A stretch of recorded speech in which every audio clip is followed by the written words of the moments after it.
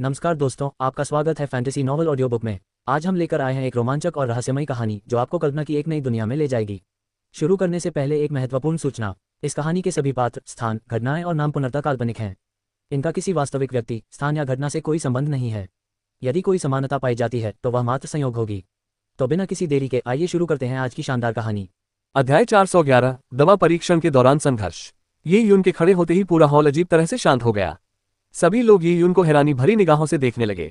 वे अवाक रह गए। इस स्थिति में अगर किसी को कुछ कहने के लिए खड़ा होना होता तो वह सूजी या लिन परिवार की मुखिया या शेंतु परिवार के उच्च वर्ग का कोई व्यक्ति होता। ये यून के खड़े होने के पीछे क्या अर्थ था? उनकी हैसियत को देखते हुए उन्हें बोलने का क्या अधिकार था? तुम, शेंतु नानुतियान ने यून की ओर देखा और ताना मारते हुए कहा, तुम्हारा नाम क्या है? लिन परिवार में तुम्हारी क्या हैसियत है? तुम्हारी उम्र कितनी है? तुम्हारा साधना स्तर क्या है? क्या तुम्हें स्थिति की जानकारी है? क्या तुम्हें इन सभी बड़ों और वरिष्ठों की हैसियत पता है? इतने सारे वरिष्ठ चुप हैं, क्या तुम्हारी बोलने की बारी भी है?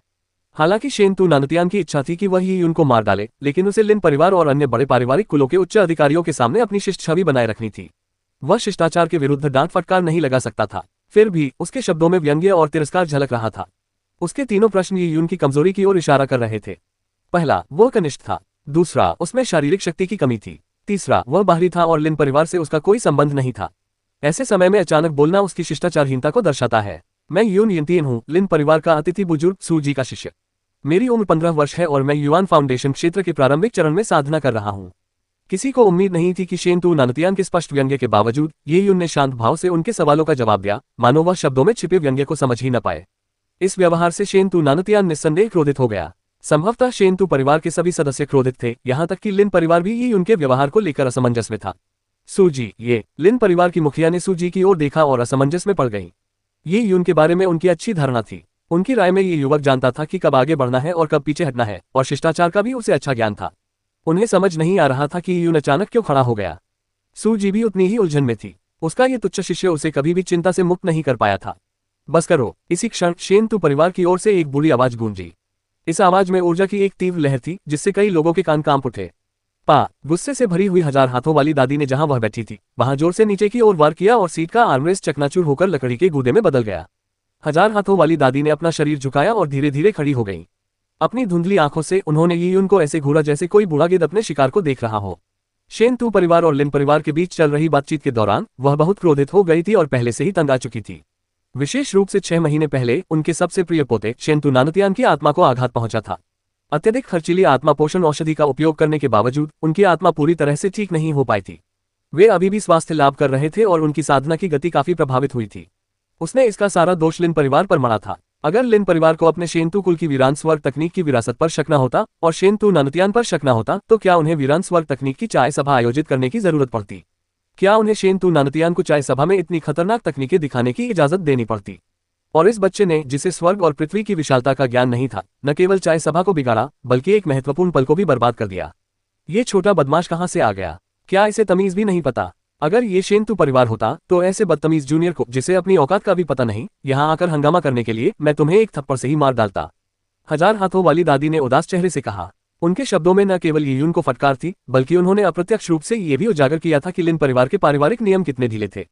तभी बड़ों का अनादर करने वाला ये छोटा बदमाश ऐसे मौके पर उछल कूद कर रहा था। वह लिन परिवार के उच्च अधिकारियों को सीधे तौर पर फटकार नहीं लगा सकती थी, बल्कि अपने गुस्से को निकालने के लिए उन्होंने इस अप्रत्यक्ष तरीके का इस्तेमाल किया। 1000 हाथों वाली दादी की बातें सुनकर लिन परिवार की मुखिया का चेहरा भी थोड़ा उतर गया। 1000 हाथों वाली दादी, इसका क्या मतलब है? ऐसी स्थिति में कुलमाता को बोलना ही पड़ा। कुलमाता लिन। 1000 हाथों वाली दादी ने अपने लहजे में अब विनम्रता नहीं बरती। इस बूढ़ी दादी की बातों को अप्रिय लगने के लिए दोष न दें। यह विवाह प्रस्ताव वास्तव में मेरे शेंतु परिवार ने ही रखा है, लेकिन क्या इससे लिन परिवार को अधिक लाभ नहीं होगा? लिन शिंटो का हमारे शेंतु परिवार में विवाह होने के बावजूद वह लिन परिवार का ही हिस्सा रहेगी। भविष्य में वह आपके लिन परिवार की अद्वितीय महान महारानी बनेगी। नानुतियान को इससे मामूली लाभ ही होगा, और इसी कारण से मेरे शेंतु परिवार को उस महान महारानी के अवशेष को परिष्कृत करने की भारी कीमत चुकानी पड़ी है। यद्यपि 1 दशक पहले राक्षसों के आक्रमण में मेरे शेंतु परिवार को भारी नुकसान उठाना पड़ा था, लेकिन हम आपके लिन परिवार की सुरक्षा पर निर्भर नहीं हैं। भले ही अगले कुछ दशकों में मेरा शेंतु परिवार विस्तार करने में सक्षम न हो, फिर भी हम अपने परिवार की विरासत को सुरक्षित रखने में सक्षम हैं। 1000 हाथों वाली दादी के कभी गर्म तो कभी ठंडे दबाव के आगे कुलमाता लिन चुप रही। 1000 हाथों वाली दादी भी कुलमाता लिन को पूरी तरह से नाराज नहीं करना चाहती थी, इसलिए उन्होंने एक बार फिर ये यून की ओर मुड़कर कहा, छोटे कमीने, अगर कुलमाता लिन न होती तो मैं तुझे अब तक मार चुकी होती। हजार हाथों वाली दादी के बोलते ही ये यून पर एक आभा का दबाव महसूस हुआ। यह दबाव उसकी साधना के स्तर के कारण नहीं था, बल्कि उच्च पद पर लंबे समय तक रहने से स्वाभाविक रूप से प्राप्त हुई श्रेष्ठता की आभा थी। ये यून ने अपनी नाक पकड़ी। तुच्छ स्वभाव का होने के कारण उसे स्वाभाविक रूप से यह पसंद नहीं था कि कोई उस पर उंगली उठाए और उसे डांटे। उसने लापरवाही से अपने कफ ठीक किए और फुसफुसाते हुए कहा, मैंने सोचा था कि उम्र बढ़ने के साथ साथ व्यक्ति का व्यवहार अधिक स्थिर हो जाता है। ये यून के ये शब्द सुनते ही सब लोग स्तब्ध रह गए। इसमें सूजी और कुलमाता लिन भी शामिल थीं। उन्हें भी समझ नहीं आ रहा था कि वे कैसे प्रतिक्रिया दें। वह क्या कह रहा था? हालांकि उसने गाली नहीं दी, लेकिन उसकी बात करने का लहजा और इशारे निश्चित रूप से गाली से कहीं ज्यादा उत्तेजक थे। इसके अलावा ये यून ने जो कहा था वह झूठ नहीं था। हालांकि ये यून का इस तरह की स्थिति में बड़ों के प्रति अनादर दिखाना वाकई अनुचित था, लेकिन ये उनके शब्दों पर भड़क उठकर उसे कोसना हजार हाथों वाली दादी की प्रतिष्ठा के लिए बिल्कुल भी उचित नहीं था। हजार हाथों वाली दादी की आंखें तुरंत लाल हो गईं। ऐसा लगा जैसे उनका सारा खून उनके चेहरे पर उमड़ आया हो। खून का रंग धीरे धीरे उनकी एक एक झुर्री को निगलने लगा। उन्होंने ये यून को घबराहट और गुस्से से देखा। उनका चेहरा किसी बूढ़ी बिल्ली जैसा था जिसकी पूंछ अचानक किसी ने नोच डाली हो। छोटे बदमाश, तू मौत को दावत दे रहा है। हजार हाथों वाली दादी यून को जान से मारना चाहती थी, लेकिन तभी सूजी और लिन शिंटोग एक साथ खड़ी हो गईं। पलक झपकते ही सूजी यून के सामने आ गई। लिन परिवार की मुखिया की नजर ये यून पर टिकी हुई थी। अगर हजार हाथों वाली दादी कोई कदम उठाती तो मुखिया लिन के पास ही उनको वापस खींचने के साधन मौजूद थे। यांटिन, तुम क्या कर रहे हो? सूजी ने ये यून की रक्षा करते हुए कहा, मानो वह टूटकर बिखरने वाला हो। वह सचमुच अवाक रह गया था। ये यून आखिर इतनी भीड़ के सामने हजार हाथों वाली दादी को डांटने की सोच ही क्यों रहा था? मैं कुछ नहीं कर रहा हूं, बस मुझे लगता है कि शेंतु परिवार द्वारा निकाला गया महान महारानी का अवशेष समस्याग्रस्त है।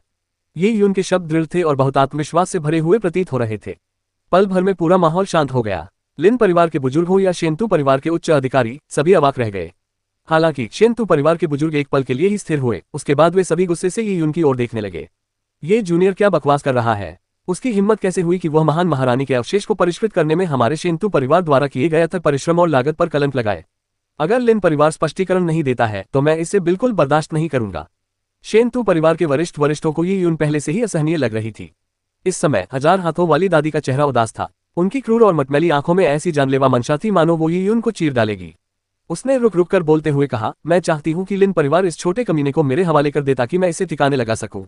अगर नहीं तो तुम इस महान महारानी के अवशेष को खाने के बारे में भूल जाओ। हजार हाथों वाली दादी का क्रोध चरम पर पहुंच गया था। उन्होंने महान महारानी के अवशेष का इस्तेमाल लिन परिवार को धमकाने के लिए शुरू कर दिया। अगर उन्होंने ये यून को उनके हवाले नहीं किया तो महान महारानी का अवशेष लिन शिंटो को नहीं दिया जाएगा। ये सुनकर लिन परिवार के कई बुजुर्गों के चेहरे के भाव बदल गए। लिन शिंटो की स्वाभाविक रूप से समाप्त हो चुकी नसों का भाग्य और उनके लिन परिवार द्वारा तियान युआन जगत पर शासन करने वाली एक अद्वितीय महान महारानी को जन्म देने की क्षमता इस महान महारानी के अवशेष पर निर्भर थी। हालांकि लिन परिवार के लिए ये यून का महत्व कम नहीं था, लेकिन लिन शिंटो की तुलना में वह लगभग नगण्य था। उन्हें समझ नहीं आ रहा था कि ये यून पागल क्यों हो रहा है।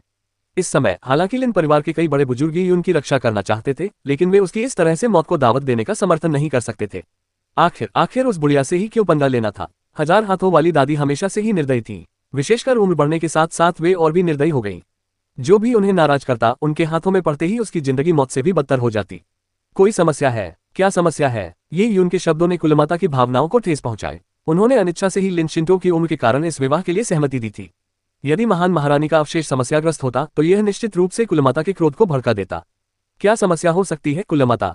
इस बच्चे की बकवास मत सुनो। इस समय लिन शिंटो की बड़ी चाची खड़ी हो गई। वह काफी समय से ये यून से नाराज थी। शेंतु परिवार ने महान महारानी के अवशेष को शुद्ध करने के लिए भारी कीमत चुकाई है। क्या वे इसे विषैला बनाकर इस बहुमूल्य औषधि को बर्बाद कर देंगे और लिन परिवार को नाराज कर देंगे सिर्फ शिंटो को मारने के लिए? ये तो सरासर मजाक है। इससे उन्हें क्या लाभ होगा? इसके अलावा कुलमाता, आपने स्वयं महान महारानी के अवशेष का निरीक्षण किया है अपनी आंखों से। क्या आप उस बच्चे को कमतर आंक सकती हैं? मेरी राय में उस बच्चे को शेंतु परिवार को सौंप दीजिए, क्योंकि वह हमारे लिन परिवार का सदस्य नहीं है। लिन शिंटो की बड़ी चाची ने ये यून की ओर देखते हुए व्यंग्य किया। जब तुम खुद मौत को गले लगा रहे हो तो दूसरों को दोष मत दो। लिन शिंटो की बड़ी चाची ने जो शब्द कहे थे वे वास्तव में लिन परिवार के सभी बुजुर्गों की राय थी। आखिर किस आधार पर ये यून ने महारानी के अवशेष को समस्याग्रस्त बताने की हिम्मत की? हालांकि कुलमाता ने ये यून को तुरंत बर्खास्त नहीं किया। वीरान स्वर्ग तकनीक की चाय की बैठक में ये यून के प्रदर्शन को देखते हुए उन्हें लगा कि ये यून शिष्टाचार की कमी वाली व्यक्ति नहीं है। कुलमाता की आंखों में चमक आ गई। छोटी सहेली यून, मुझे बताओ, तुम्हें क्यों लगता है कि महान महारानी का अवशेष समस्याग्रस्त है? ये पूछने के बाद उसने अपनी युआनची का उपयोग करते हुए ये यून को निजी तौर पर संदेश भेजा। छोटे मित्र यून, तुम्हें सोच समझकर बोलना चाहिए। यदि तुम उचित उत्तर नहीं दे सकते तो मैं तुम्हारी जान तो बचा सकती हूँ, लेकिन मुझे बहुत अधिक दबाव और आलोचना सहनी पड़ेगी। अध्याय 412, मैं इसे साबित कर सकता हूँ। हजार हाथों वाली दादी द्वारा ये उनको जान से मारने की इच्छा जाहिर करने से लेकर लिन परिवार को उसे नजरअंदाज करने के लिए मजबूर करने के लिए लिन शिंटो को महान महारानी का अवशेष न देने तक की हरकत से कुलमाता के युआन क्यू इस स्वर संचार ने ये उनको एक सुखद और आरामदायक अनुभूति दी। धन्यवाद कुलमाता। ये कनिष्ठ छात्रा स्थिति की गंभीरता से अवगत है। ये यून जानता था कि अब छिपने का समय नहीं रहा। असल में ये यून नहीं चाहता था कि लोगों को उसकी किसी भी क्षमता के बारे में पता चले, लेकिन अब उसे सबके सामने आना ही था। वह सूजी की मदद नहीं ले सकता था, क्योंकि भले ही सूजी उस पर विश्वास कर ले और कहे कि महान महारानी का अवशेष समस्याग्रस्त है, फिर भी वह खुद यह नहीं बता सकता था कि समस्या क्या है। इसलिए सब कुछ ही उन पर ही निर्भर था। एक गहरी सांस लेते हुए ये यून चौक के बीचों बीच चला गया। उसे महसूस हो रहा था कि लिन शिंटो पास से उसे देख रही है। उसकी निगाहों में चिंता और उम्मीद दोनों थी। वह जानती थी कि यून शायद ही कभी उन कामों को करता था जिन पर उसे भरोसा नहीं होता था। चूंकि यून पहले ही बोल चुका था, इसलिए शायद उसके पास कोई रास्ता हो। वह शेंतु नानतियान से लगभग 10 फीट की दूरी पर खड़ा था, क्योंकि महान महारानी का अवशेष पहले से ही शेंतु नानतियान के हाथों में था। शेंतु नानतियान ने महान महारानी के अवशेष को पकड़े हुए ये यून को घूरते हुए देखा। उसकी आंखें ठंडी और हत्या के इरादे से भरी हुई थीं।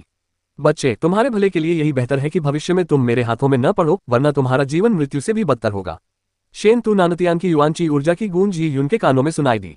हालांकि ये यून की वीरान स्वर तकनीक में प्रतिभा अच्छी थी, फिर भी उसे ये यून की परवाह नहीं थी। एक योद्धा की दुनिया में ताकत ही मायने रखती है। जब ताकत की बात आती है तो लिन परिवार की युवा पीढ़ी में कौन शेंतु नानतियान से मुकाबला कर सकता था। छोटे बदमाश, बोलो। अगर तुम ठीक से नहीं बोले तो शायद इस दुनिया में तुम्हारे आखिरी शब्द यही होंगे। हजार हाथों वाली दादी ने ये यून को भयंकर निगाहों से देखा। शेंतु परिवार के सभी बड़े बुजुर्ग ये यून पर टकटकी लगाए हुए थे। उनके भाव तिरस्कार और उपहास से भरे थे। ये यून ने गहरी सांस ली और उसकी आवाज पूरे हॉल में गूंज उठी। बचपन से ही मुझमें ऊर्जा को महसूस करने की स्वाभाविक तीव्र क्षमता रही है। मेरी आंखें विशेष हैं और ऊर्जा के सार को देख सकती हैं। ओह, लोग हैरान थे। ऊर्जा के सार को समझना। दरअसल इस दुनिया में विकृत शरीर वाले लोग भी मौजूद थे। हालांकि ये दुर्लभ था, लेकिन खरबों की आबादी को देखते हुए विकृत शरीर वाले लोगों की संख्या आसानी से पाई जा सकती थी। उदाहरण के लिए लिन शिंटो की प्राकृतिक यिन मेरिडियन एक प्रकार का विशेष शरीर था। एक शुद्ध यांग शरीर स्वाभाविक रूप से एक ही होता है। विकृत आंखों वाले लोगों की भी कोई कमी नहीं थी। कुछ लोगों की आंखें डार्क यिन जैसी थीं, जिनकी वजह से वे भूत प्रेतों को देख सकते थे। कुछ लोगों की आंखें विधर्मी जैसी होती थीं, जिससे वे अपनी निगाहों से दूसरों को मोहित कर लेते थे, उन्हें भ्रम की स्थिति में डाल देते थे और मानसिक क्षति पहुंचाते थे। हालांकि उन्होंने कभी भी ऐसी विकृत आंखों के बारे में नहीं सुना था जो किसी को ऊर्जा के सार को देखने की अनुमति देती हो। दो आंखें और बार बार होने वाली आंखें नामक पौराणिक विकृतियां थीं, जो आपस में संबंधित थीं। दो आंखों में एक ही आंख में दो पुतलियां होती थीं, जबकि बार बार होने वाली आंखों में एक बड़ी पुतली के भीतर एक छोटी पुतली होती थी। ये दोनों प्रकार की विकृत आंखें भ्रम और बनावटीपन को भेद सकती थीं। वे चीजों की प्रकृति को देख सकती थीं, इसलिए इन लोगों में उच्च बोध क्षमता होती थी, जिसके परिणामस्वरूप असाधारण प्रतिभा प्रकट होती थी। यह एक बहुत ही विशेष उत्परिवर्तन था। क्या इस बच्चे की आंखें इतनी खूबसूरत हो सकती हैं? लोग एक दूसरे को देखने लगे। हालांकि लिन शिंटो की बड़ी चाची जैसी लोग भी, जो ये यून को बिल्कुल पसंद नहीं करती थी, उनकी बातों पर कुछ हद तक विश्वास कर बैठी। क्योंकि ये यून ने हाल ही में आयोजित डेसोलेट हेवन तकनीक की चाय सत्र में सरल सीलिंग तकनीक मिस्टिक क्रिस्टल हैंड का उपयोग करके सोन जियू के 5 एलिमेंटल बोन एरे को आसानी से तोड़ दिया था। दरअसल इसे समझाना बहुत मुश्किल था, लेकिन अगर ये यून के पास ऐसी आंखें होती जो उसे ऊर्जा के सार को समझने की क्षमता देती, तो उसके लिए ऐसा करना बहुत आसान होता। ऐसा इसलिए था क्योंकि सोन जियू ने वीरान हड्डियों में जो भी जाल बिछाया होता, ये यून उसे एक नजर में ही पहचान लेता, इसलिए उसे तोड़ना बहुत आसान होता। ऊर्जा के सार को समझना, ये लगभग वही क्षमता है जिसकी निर्जन स्वर्ग के स्वामी कामना करते हैं। लिन परिवार के एक निर्जन स्वर्ग के गुरु बुजुर्ग ने ईर्ष्या और आश्चर्य से कहा, किसने सोचा होगा कि ये यून जैसे युवक में ऐसी क्षमता होगी। ये यून की बातें सुनकर शेंतु नानतियान के चेहरे पर एक क्षणिक सा भाव आया। ये यून को देखते ही उसकी निगाहों से साफ झलक रहा था कि वह सिर्फ ही उनको जान से मार देना चाहता है। दादी, इस बच्चे की क्षमता सचमुच में कमाल की हो सकती है। शेंतु नानतियान ने कभी उम्मीद नहीं की थी कि लिन परिवार का एक मामूली सदस्य हर मोड़ पर उसके खिलाफ खड़ा हो जाएगा, और जब भी वह प्रकट होता, वह या तो उसे करारा जवाब देता या उसकी कमजोरी को कुचल देता। उस बच्चे की ताकत स्पष्ट रूप से नगण्य थी, लेकिन शेंतु नानतियान को ऐसा महसूस हो रहा था जैसे वह उसके सामने शक्तिहीन है। हजार हाथों वाली दादी के बूढ़े चेहरे पर थोड़ी सी झंझनाहट हुई और फिर उन्होंने कहा, तो क्या हुआ अगर उसकी आंखें इतनी विकृत हैं? उसने सिर्फ इतना महसूस किया है कि कुछ गड़बड़ है। क्या गड़बड़ है? यह नहीं। इस महान महारानी के अवशेष को प्राचीन निर्जन स्वर्ग तकनीक का उपयोग करके परिष्कृत किया गया था, जिसका प्रयोग हमारे शेंतु परिवार के कई ग्रैंड एल्डर्स, हमारे सहयोगियों के कुछ निर्जन स्वर्ग तकनीक विशेषज्ञों और मैंने मिलकर किया था। इस महान महारानी के अवशेष में शायद कोई खामी हो, लेकिन ये खामी ऐसी है जिसे हमारे सहयोगी कुलों के लगभग सर्वोच्च निर्जन स्वर्ग के स्वामी भी नहीं जानते, जिन्होंने मिलकर इस अवशेष को बनाया था। लिन कुल की मातृदेवी का साधना स्तर भले ही बहुत ऊंचा हो, लेकिन वह भी इसे नहीं समझ पाई। मुझे नहीं लगता कि यह लड़का कुछ भी साबित कर सकता है। मेरा अनुमान है कि वह सिर्फ हवा में तीर चला रहा है और डरने की कोई बात नहीं है। हजार हाथों वाली दादी के ऐसा कहने पर शेंतु नानतियान को थोड़ी राहत मिली। वैसे अगर ये उनको शक था तो क्या हुआ? क्या उसके पास कोई सबूत था? ये सोचकर शेंतु नानतियान ने यी यून पर व्यंग्य करते हुए कहा, क्या तुम्हारी बात पूरी हो गई? यही तुम्हारा स्पष्टीकरण है? हमारे शेंतु परिवार ने महान महारानी की प्राचीन विधि प्राप्त करने के लिए अनेक विशेषज्ञों की जान कुर्बान कर दी। फिर हमने दूर दूर से विशेषज्ञों को इकट्ठा किया और अनगिनत धन संपत्ति खर्च की, जिसमें एक आदिम सच्चे आत्मा के जीवन सार की हड्डी भी शामिल थी, ताकि अंततः इस महान महारानी की कृति को परिष्कृत किया जा सके। लेकिन तुम एक किशोर मात्र एक वाक्य से हमारे सारे प्रयासों को नकार रहे हो। तुम खुद को समझते क्या हो? शेंतु नानतियान ने यह बात तिरस्कारपूर्ण ढंग से कही और शेंतु परिवार की ओर से वे निर्जन स्वर्ग स्वामी जिन्होंने इस महान महारानी के अवशेष के लिए कड़ी मेहनत की थी और भी अधिक आक्रोशित थे। तो क्या हुआ अगर यी यून की आंखें विकृत थीं? क्या युआन फाउंडेशन क्षेत्र का कोई बच्चा जिसकी आंखें विकृत हो महारानी के पवित्र अवशेष जैसे खजाने में कोई खामी देख सकता था? मैं गवाही दे सकता हूं कि इस महान महारानी के अवशेष में कोई खामी नहीं है। लंबी भौहों वाला एक सफेद वस्त्रधारी बुजुर्ग खड़ा हो गया। मैं सोन परिवार का अतिथि बुजुर्ग हूँ। लिन परिवार से मेरा कोई द्वेष नहीं है, इसलिए मेरी कही हर बात को निष्पक्ष माना जाना चाहिए। मेरी डेसोलेट हेवन तकनीक भले ही उत्कृष्ट न हो, लेकिन मुझे विश्वास है कि मेरी दृष्टि इतनी बुरी नहीं है। मैं महान महारानी के अवशेष के शोधन की पूरी प्रक्रिया में शामिल था और मुझे अवशेष में एक बार भी कोई खामी नहीं मिली। ये लंबे माथे वाला बुजुर्ग वास्तव में महान महारानी के अवशेष को परिष्कृत करने में शामिल लोगों में से एक था, इसलिए शेंतु परिवार की ओर से बोलने के उनके शब्द महत्वपूर्ण थे।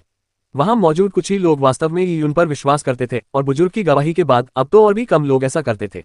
इस परिस्थिति में एक कनिष्ठ को बोलने का क्या अधिकार था? यदि यी यून के शब्दों के कारण वह मामला जो दोनों परिवारों के भविष्य से जुड़ा था और जिस पर दोनों परिवारों ने गहन चर्चा की थी उलट गया, तो ये सरासर मजाक होगा। ये बच्चा जानबूझकर उपद्रव कर रहा है और बेतुकी बातें कर रहा है। उसने कहा कि उसकी आंखें विकृत हैं जो ऊर्जा के सार को देख सकती है। फिर यह कुछ ऐसा है जिसे केवल वही देख सकता है। फिर उसकी कही बातों को कौन साबित कर सकता है? शेंतु परिवार के बुजुर्गों ने आलोचना शुरू कर दी। लिन परिवार की मुखिया का चेहरा गंभीर हो गया। छोटे दोस्त यून, क्या तुम्हें कुछ और कहना है? ये यून ने सिर हिलाते हुए कहा, अगर मैं कहूं कि मेरे पास इसे साबित करने की क्षमता है तो क्या होगा? ओह, ये यून की बातें सुनकर लोग स्तब्ध रह गए। क्या इससे ये साबित हो गया? मुझे दवा का परीक्षण करने के लिए एक निर्जन पशु की आवश्यकता है। ये यून ने कुलमाता की ओर देखते हुए कहा। लिन परिवार निर्जन पशुओं को कैद करके रखता था। ये निर्जन पशु तियान युआन जगत में अराजकता फैला रहे थे और बाद में योद्धाओं द्वारा पकड़े गए थे। उन्हें मारा नहीं गया बल्कि प्रशिक्षण के लिए इस्तेमाल किया गया, जिसमें कनिष्ठों को उनके साथ लड़ने दिया जाता था ताकि वे अपने युद्ध कौशल को निखार सकें। हा। इस क्षण शेंतु नानतियन अचानक हंस पड़ा। यही तुम्हारा सबूत है? तुम एक निर्जन जानवर को महारानी का अनमोल अवशेष खिलाना चाहते हो, सिर्फ ये देखने के लिए कि क्या वह जहरीला है? उसे लगा कि यी यून के पास इसे साबित करने का कोई तरीका होगा। हालांकि ये तरीका बेहद मूर्खतापूर्ण था। सिर्फ तुम्हारे कहने पर हमारे शेंतु परिवार, जिसने इस वीरान अस्थि अवशेष को परिष्कृत करने में अनगिनत प्रयास किए हैं, को एक वीरान जानवर को खिला दिया जाए। ये तो सरासर बेतुका है। शेंतु नानतियान के उपहास के बावजूद यी यून मुस्कुराए और बोली, बिल्कुल नहीं, मुझे अभी भी किसी की मदद की जरूरत है। युवा स्वामी नानतियान, 1000 हाथों वाली दादी, निष्पक्षता के लिए क्या मैं आपकी शक्तियों का उपयोग करके आपकी मदद ले सकती हूँ? ये यून ने हल्की सी मुस्कान दी। उसके होठों के कोने ऊपर की ओर मुड़े हुए थे, जिससे एक द्वेषपूर्ण भाव झलक रहा था। आमतौर पर जब वह इस तरह की मुस्कान बिखेरता था तो किसी न किसी को दुर्भाग्य का सामना करना पड़ता था। अध्याय 413। मैं सहमत हूँ। चूंकि यी यून की मुस्कान कोई नहीं देख सकता था, इसलिए कोई नहीं जानता था कि वह क्या सोच रहा था। शेंतु नानतियन ने अपनी आंखें सिकोड़ लीं। उसने कभी सोचा भी नहीं था कि यी यून को महान महारानी के अवशेष की खोज में 1000 हाथों वाली दादी और उसकी मदद की जरूरत पड़ेगी। ये बच्चा क्या साजिश रच रहा है? दादी, आपको क्या लगता है इसका अंतर्निहित अर्थ क्या है? शेंतु नानतियन ने 1000 हाथों वाली दादी को युआनची संदेश भेजा। 1000 हाथों वाली दादी ने ताना मारते हुए जवाब दिया, ये छोटा बदमाश जानबूझकर मौत को दावत दे रहा है। मुझे विश्वास नहीं होता कि युआन फाउंडेशन क्षेत्र का उसके जैसा कनिष्ठ व्यक्ति कुछ कर पाएगा, जब स्वर्ग स्तर का निर्जन स्वर्ग स्वामी भी इस अवशेष की खामी को न तो सुलझा सकता है और न ही उसका पता लगा सकता है। साथ ही हम इस बच्चे को अवशेष को नष्ट नहीं करने देंगे। इससे अवशेष में मौजूद खामी का पता लगाना और भी मुश्किल हो जाएगा। 1000 हाथों वाली दादी यह कहते हुए खड़ी हो गई। वह चौक के बीचों बीच चली गई। वह यी यून से कद में छोटी थी, लेकिन उनकी आभा ने पूरे परिसर को मंत्रमुग्ध कर दिया। छोटे बदमाश, मैं देखना चाहता हूं कि तुम कौन सा खेल खेलना चाहते हो। ओह, क्या आप इससे सहमत हैं? ये यून ने पलटकर जवाब दिया, ये तो मजाक है, मैं मना क्यों करूं? लेकिन क्या तुम्हें लगता है कि तुम्हारे जैसा एक कनिष्ठ व्यक्ति मेरे शेंतु परिवार की प्रतिष्ठा पर कलंक लगा सकता है? चूंकि तुम आज मेरे शेंतु परिवार को बदनाम कर रहे हो, इसलिए तुम्हें इसकी कीमत चुकानी पड़ेगी। अगर मैं तुम्हें छोड़ दूं तो क्या मेरा शेंतु परिवार पूरी दुनिया में हंसी का पात्र नहीं बन जाएगा? मैं तुम्हें 1 घंटा देता हूं। अगर तुम ये साबित नहीं कर सकते कि महान महारानी का अवशेष समस्याग्रस्त है, तो तुम्हें अपना जीवन मेरे हवाले करना होगा। 1000 हाथों वाली दादी ने मुस्कुराते हुए कहा। उन्हें पता था कि लिन परिवार की मुखिया यी यून की रक्षा करना चाहती हैं। पहले जब उन्होंने लिन शिंटो की प्राकृतिक इन नसों को ठीक न करने और यी यून को मारने की धमकी दी थी, तब वह गंभीर नहीं थी। तुरंत ही सबकी निगाहें यी यून की ओर मुड़ गईं। यह अचानक से उसकी जान का दांव बन गया था। एक बार जब यी यून इसके लिए सहमत हो गया तो कुलमाता अब उसकी रक्षा नहीं कर सकती थी। अगर यी यून हार जाता तो कौन जानता कि मरने से पहले उसे किस तरह की अमानवीय यातनाएं सहनी पड़ती। ये यून, विस्मयादिबोधक चिन्ह उद्धरण चिन्ह। लिन शिंटो की चिंतित आवाज ये यून के कानों में गूंजी। उसने कभी नहीं सोचा था कि हालात इस हद तक बिगड़ जाएंगे। ये यून ने उसका साथ दिया था, लेकिन अब तो ये यून की जान भी खतरे में थी। लिन शिंटो चाहती थी कि ये यून कोशिश करे। आखिर थोड़ी सी भी उम्मीद अच्छी होती है, लेकिन जब बात जानों के दांव पर लगी हो तो बात नहीं बनती। ये यून के लिए ये साबित करना बहुत मुश्किल था कि इस स्तर का वीरानस्ती अवशेष समस्या पैदा कर सकता है। उसे डर था कि ये यून को खुद पर ज्यादा भरोसा नहीं है। जोखिम मत लो, इसका तुमसे कोई लेना देना नहीं है। लिन शिंटोक चाहती थी कि यून खाई के किनारे पर घोड़े की लगाम खींच ले। ये यून का चेहरा थोड़ा गंभीर हो गया था। उसे अपनी जान बचाने के लिए बहुत सोच समझकर फैसला लेना था। ये यून को डरा हुआ देखकर शेंतु नानतियान स्वाभाविक रूप से प्रसन्न हुई। दादी, ये तो कमाल था। देखते हैं ये भोला भाला बच्चा अपनी जान जोखिम में डालकर कैसे उछल कूद करता है। उसे बस एक अस्पष्ट सी अनुभूति है। उसके लिए खामी ढूंढना नामुमकिन है। अगर वह इसके लिए राजी हो जाता है तो मैं उसका तहे दिल से स्वागत करूंगा। चौक का माहौल एकदम थम गया। ये यून चुपचाप बीच में खड़ा था। उस ठंडे चांदी जैसे मुखौटे के पीछे उसके चेहरे के भावों को कोई नहीं बता सकता था। क्या आप पूरी तरह से प्रतिबद्ध थे, ये जानते हुए भी कि यही परिणाम होगा? आपने ऐसा क्यों किया? अब जब आप सुर्खियों में हैं तो कीमत चुकाने का समय आ गया है। शेंतु परिवार के सभी बुजुर्गों का गुस्सा फूट पड़ा। इस अज्ञानी कनिष्ठ ने सचमुच उनका खून खौला दिया था। यून, शेंतु नानतियान ने यून की ओर व्यंग्यपूर्वक देखते हुए कहा, यदि तुम घुटने टेककर और हमारे सामने अपने गुनाहों को कबूल कर लोगे तो मेरा शेंतु परिवार इस मामले को आगे नहीं बढ़ाएगा। शेंतु नानतियान इस समय बहुत सहज महसूस कर रहा था। वह पिछले कुछ दिनों से अपने अंदर दबी हुई आग को दबाए हुए था। ये यून ने शेंतु नानतियान की ओर मुड़कर देखा और ताना मारा। वह बैंगनी क्रिस्टल पर भरोसा क्यों नहीं करेगा?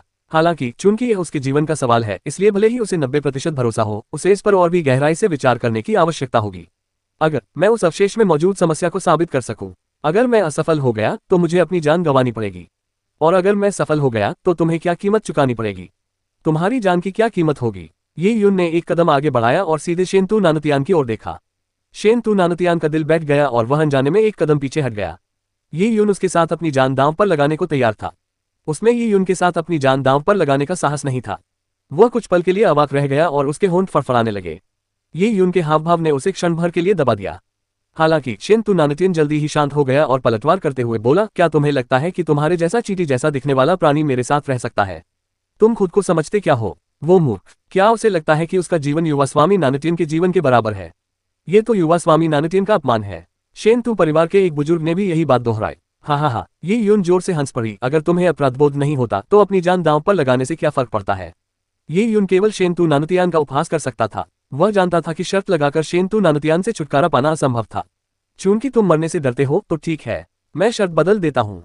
अगर मैं जीतता हूँ तो मैं चाहता हूँ कि शेंतु परिवार मुझे प्राचीन वीरान स्वर्ग तकनीक की विरासत और महान महारानी का नुस्खा सौंप दे। फिर तुम्हें मुझे बताना होगा कि रहस्यमयी लोक में महान महारानी का नुस्खा और प्राचीन वीरान स्वर्ग तकनीक की विरासत कहाँ मिली थी। साथ ही रहस्यमयी लोक की खोज के दौरान तुम्हें जो कुछ भी मिला वह सब मुझे बताना होगा।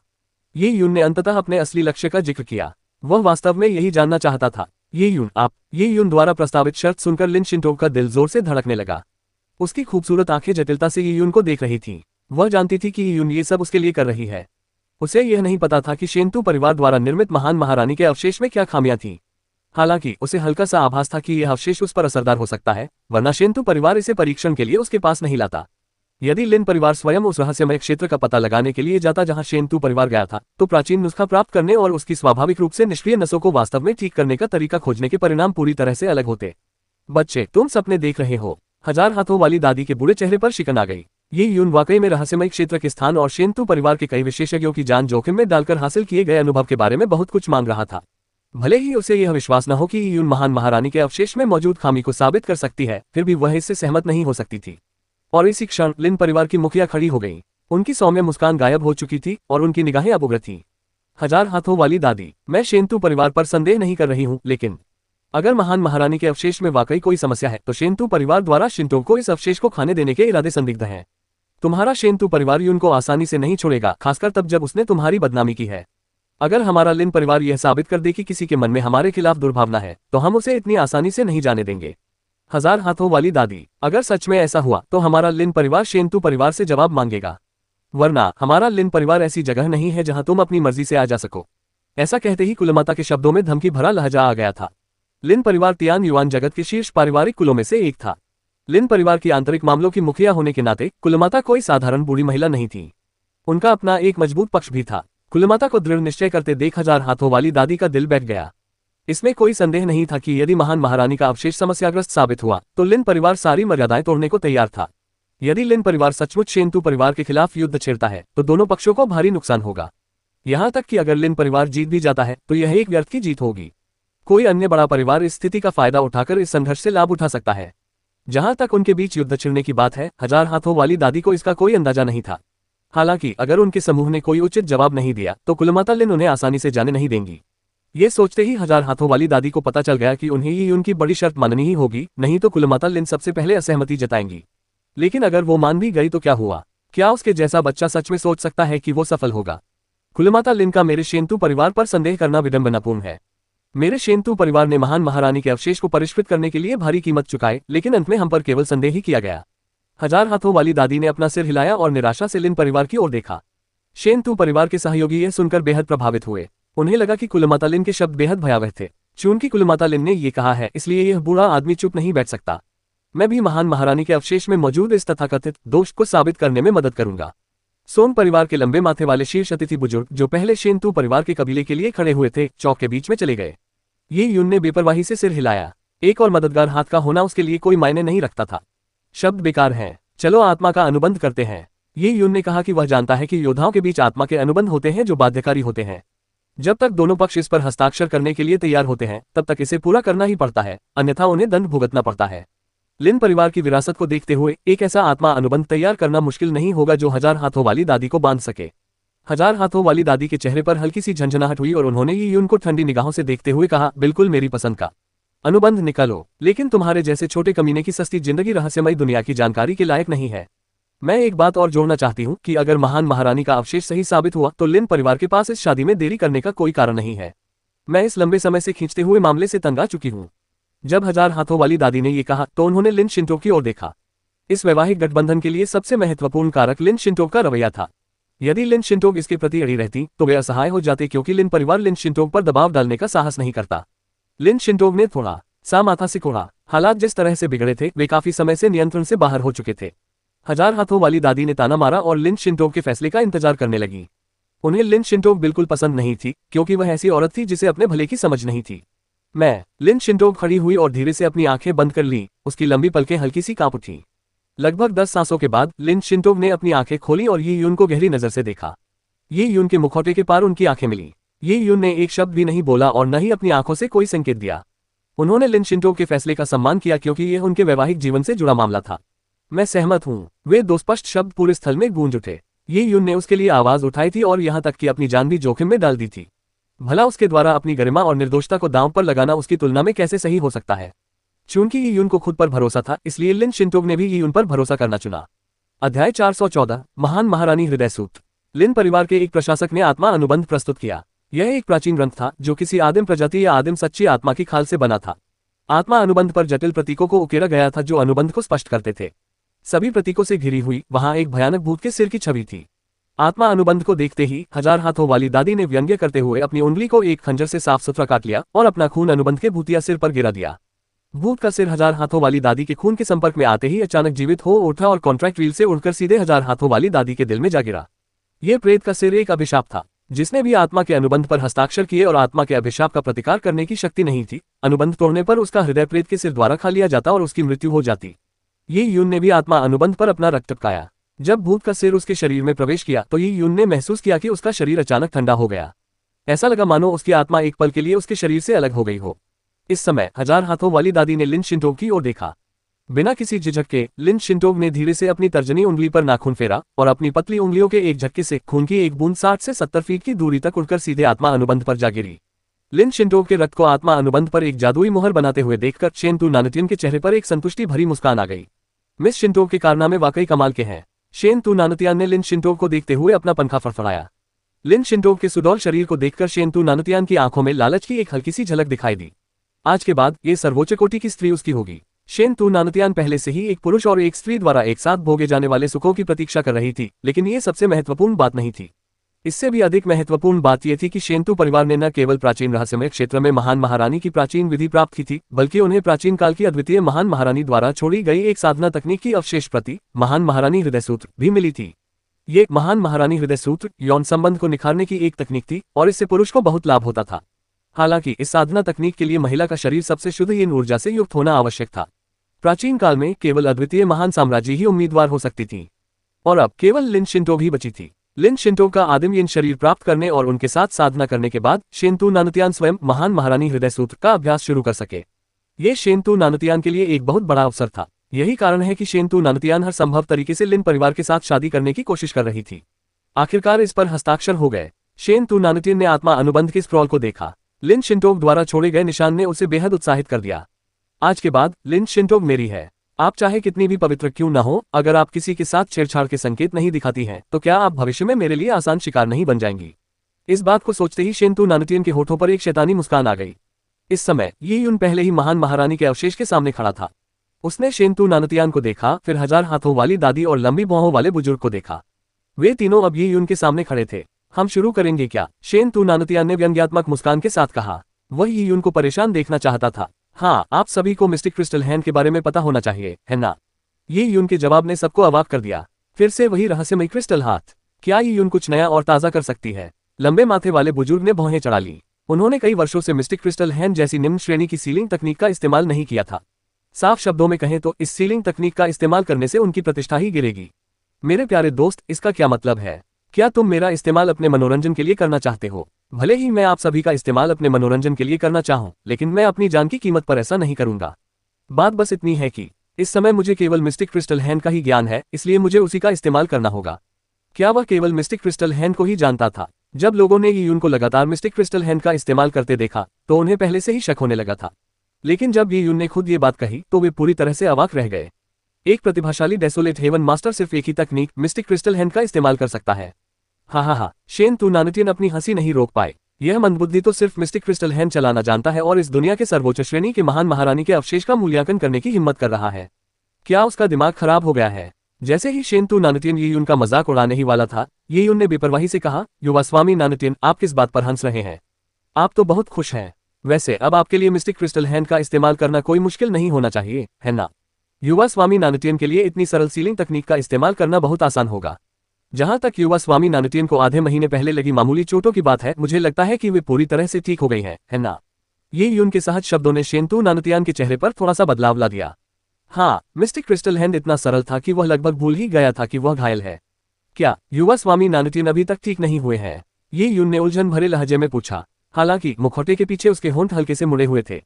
वह 1000 हाथों वाली दादी जैसी किसी गुरु की मदद ले सकता था, लेकिन उसने शेंतु नानुतियन को जबरदस्ती इसमें घसीटा था क्योंकि उसने बहुत पहले ही शेंतु नानुतियन को फिर से परेशान करने का फैसला कर लिया था। ये यून हमेशा से ही तुच्छ स्वभाव का व्यक्ति था, इसलिए वह शेंतु नानुतियन को परेशान करने का कोई भी मौका नहीं छोड़ता था। शेंतु नानुतियन का चेहरा उतर गया। वह बेहद स्वाभिमानी था और दूसरों के सामने अपनी विनम्र और शांत छवि बनाए रखने के लिए वह बहुत मेहनत करता था।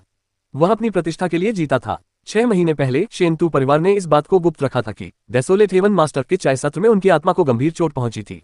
अगर यह खबर लीक हो जाती कि शेंतु परिवार का वारिस कीमती दवाइयों की भारी मात्रा का इस्तेमाल करने के बावजूद भी ठीक नहीं हो पाया, सिर्फ एक प्रदर्शन के कारण, जिसके लिए उसे कम से कम 1 साल तक घावों को भरने की जरूरत है, तो क्या लोग हंसते हंसते लोटपोट नहीं हो जाते? दुर्भाग्यवश ये यून एक ऐसा व्यक्ति था जो दूसरों के चेहरे पर थप्पड़ मारने में माहिर था।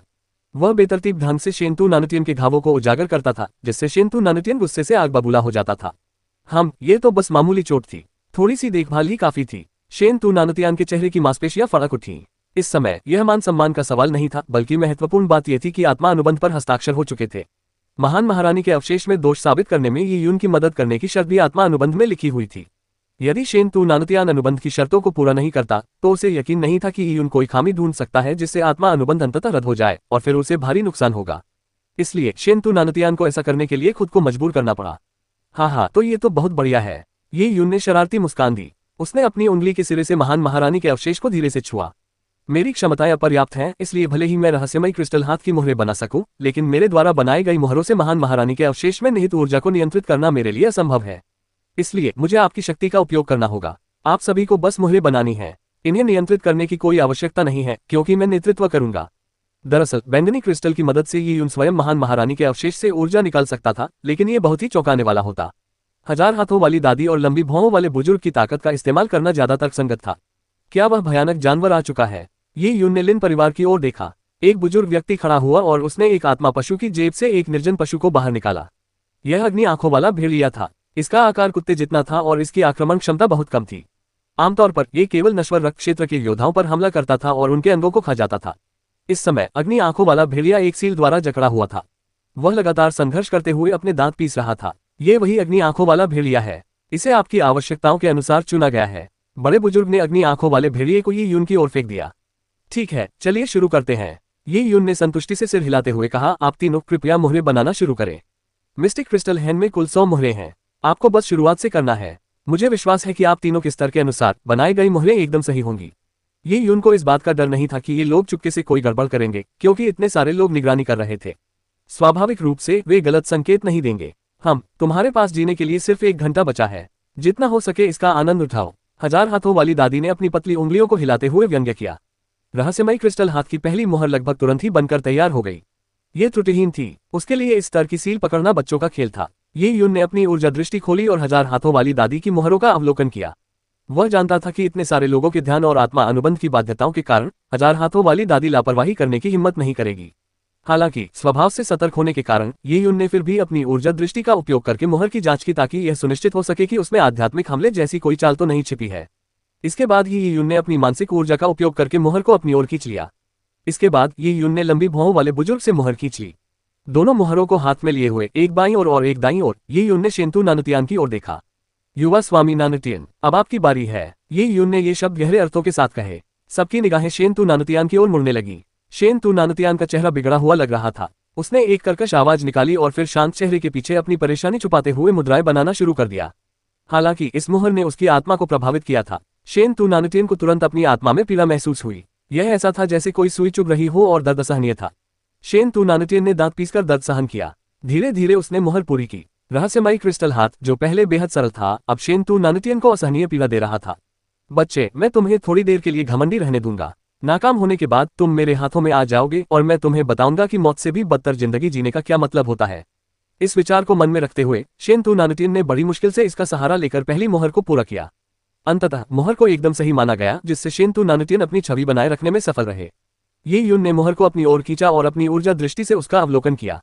उसके होठों पर हल्की सी मुस्कान थी। युवा स्वामी नानतियन वाकई अद्भुत है। मुझे विश्वास है कि शेष 99 मोहरें कोई समस्या नहीं होंगी। ये यून के शब्दों ने शेंतु नानतियन को लगभग हौंफने पर मजबूर कर दिया। शेंतु नानतियन ने ये यून को गंभीर नजरों से देखा। वही उनकी जिंदा खाल उतारना चाहता था। ये बच्चा, उसने गुस्से से आग बबूला होकर मुट्ठियां भींच ली। तुम बस 1 घंटे और जी सकते हो, तो क्या हुआ अगर मैं तुम्हें बस एक पल के लिए बर्दाश्त कर लूं। अध्याय 415, काली गैस का निष्कर्षण। शेंतु नानतियान, 1000 हाथों वाली दादी और लंबी भौहों वाले बुजुर्ग द्वारा बनाई गई मोहरें ये यून के हाथों में आ गईं। ये यून ने अपनी ऊर्जा दृष्टि खोली और उस ऊर्जा दृष्टि में महान महारानी का अवशेष चमकता हुआ दिखाई दिया। छोटा काला सांप एक निशान की तरह था, जिसने महान महारानी के इस परिपूर्ण अवशेष से एक खतरनाक और दुष्ट आभा बिखेर दी। ये यून ने अपनी मानसिक ऊर्जा को बैंगनी क्रिस्टल में प्रवाहित किया और बैंगनी क्रिस्टल की शक्तियों का उपयोग करते हुए उसने सावधानीपूर्वक बुरी आभा को अलग कर दिया।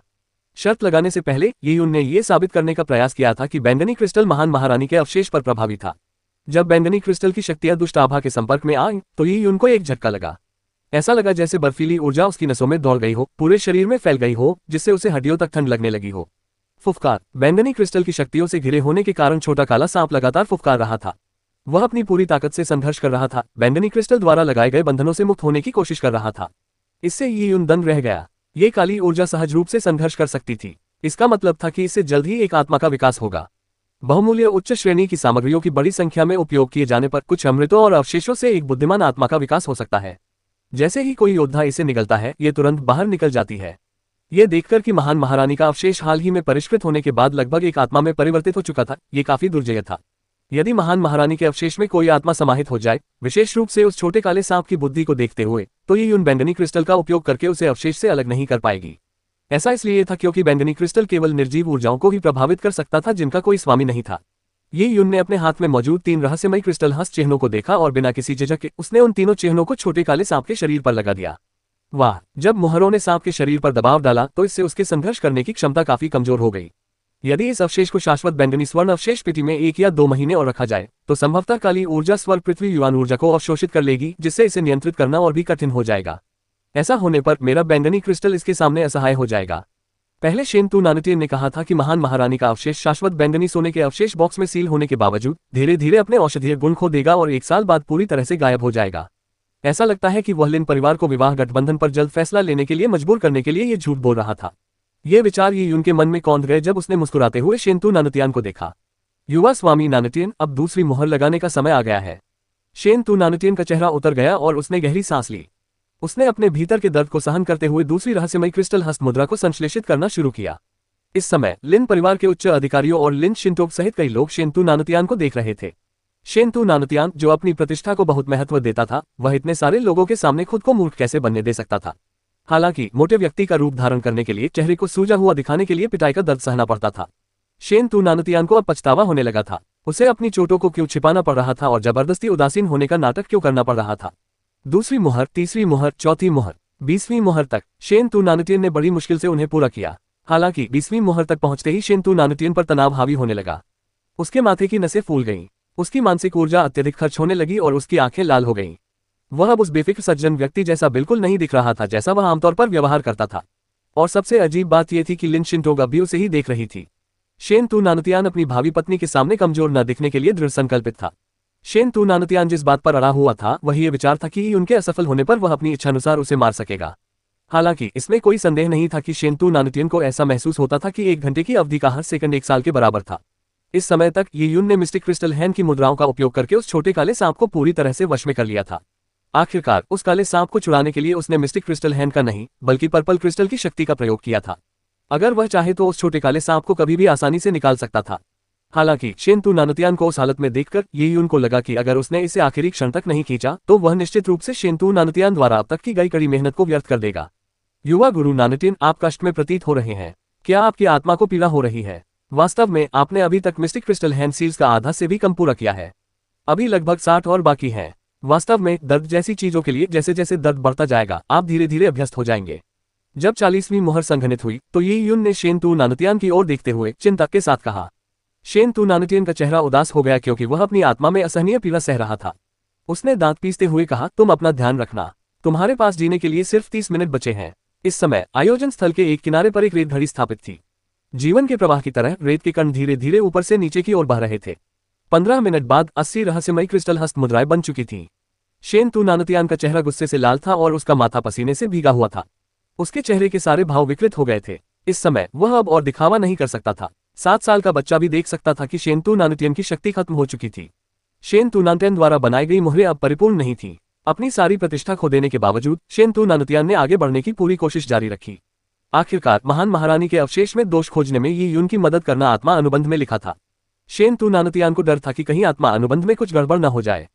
तियान, एक थोड़ा और सहन करो, बस थोड़ी देर और। इसी क्षण 1000 हाथों वाली दादी की युवांची ऊर्जा का संचार शेन तू नानुटियान के कानों में गूंज उठा। शेन तू नानुटियन ने बड़ी मुश्किल से सिर हिलाया और अपनी अंतरस्थानिक अंगूठी से आत्मा पोषण की गोली निकालकर निगल ली। इसके बाद उसका चेहरा असामान्य रूप से लाल हो गया। शुरू में तो उनकी आत्मा को लगी चोट ठीक हो रही थी, लेकिन आज की इस भयावह घटना के बाद उन्हें ठीक होने में शायद कुछ और महीने लग जाएंगे। वह ये यून से सचमुच नफरत करता था। रेत घड़ी में रेत की मात्रा कम हो गई थी, केवल थोड़ी सी ही बची थी। पास ही में सूजी, कुलमाता लिन और लिन शिंटोग सभी ही यून के लिए चिंतित थीं।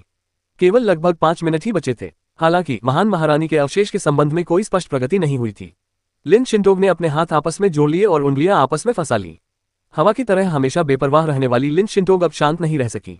मालिक, उद्धरण चिन्ह। लिन शिंटोग ने अपनी आवाज सूजी तक पहुंचाए, लेकिन सूजी ने केवल अपना सिर हिलाया और कहा, मुझे भी कुछ दिखाई नहीं दे रहा है। शायद केवल उस बच्चे की विकृत आंखें ही ऐसी चीजें देख सकती हैं। वहां मौजूद लोगों के लिए ये यून की विकृत आंखें रहस्यमय और समझ से परे थीं। वे इस बात से पूरी तरह अनजान थे कि ये विकृत आंखें क्या देख सकती हैं, नहीं वे इनके प्रभावों को जानते थे। बैंगनी क्रिस्टल के अस्तित्व का किसी ने अनुमान नहीं लगाया था क्योंकि ये दुनिया के बारे में उनके ज्ञान से परे था। दरअसल शेन तू परिवार के पूर्वज सदस्यों ने अपनी दिव्य दृष्टि का उपयोग करके ये यून की पूरी तरह से जांच की थी, हालांकि उन्हें कुछ भी असामान्य नहीं मिला। परिणामस्वरूप वे इस तथ्य को स्वीकार करने के लिए बाध्य थे कि ये यून की आंखें विकृत थीं। 240 सेकंड, 210 सेकंड, 180 सेकंड। समय बीतता गया और सेकंड मिनट में बदल गए। अंत में रेत घड़ी में केवल मुट्ठी भर रेत ही बची रही। समय की कमी को भांपते हुए लिन शिंटोग और उसके साथियों की जान खतरे में थी। वहीं शेन तू नानुटियान असहनीय दर्द से जूझ रहा था, फिर भी उसके चेहरे पर खुशी की मुस्कान थी। एक मामूली व्यक्ति के कारण उसके मन में इतनी नफरत पैदा हो जाने पर उसके सामने खड़ी यून नानुटियान के अलावा ऐसा करने वाला एकमात्र दूसरा व्यक्ति कुछ महीने पहले की यून थी। ये यून को तो उसने पहले ही बुरी तरह घायल कर दिया था। इस बच्चे की तो बात ही छोड़िए, वह उसे सबसे भयानक तरीकों से बेरहमी से मार डालेगा। और 90 सेकंड। शेन तू नानुटियान की आंखें लाल हो गई थी। उसने पहले ही यून को देखा और फिर लिन शिंटोग की ओर देखा। जैसे जैसे उसकी आत्मा बिखरने की कगार पर पहुंच रही थी, शेन तू नानुटियान लगभग पागल हो रहा था। अब वह लिन शिंटोग को जिस तरह से देखता था उसे छुपा नहीं पाता था। उसकी नजरें लालसा और वासना से भर उठी थीं। दरअसल ये उनको मारने की तुलना में लिन शिंटो को हासिल करना शेंतु नानुतियान के लिए कहीं अधिक बड़ा प्रेरक था, जिसने उसे अपने लक्ष्य पर डटे रहने के लिए प्रेरित किया।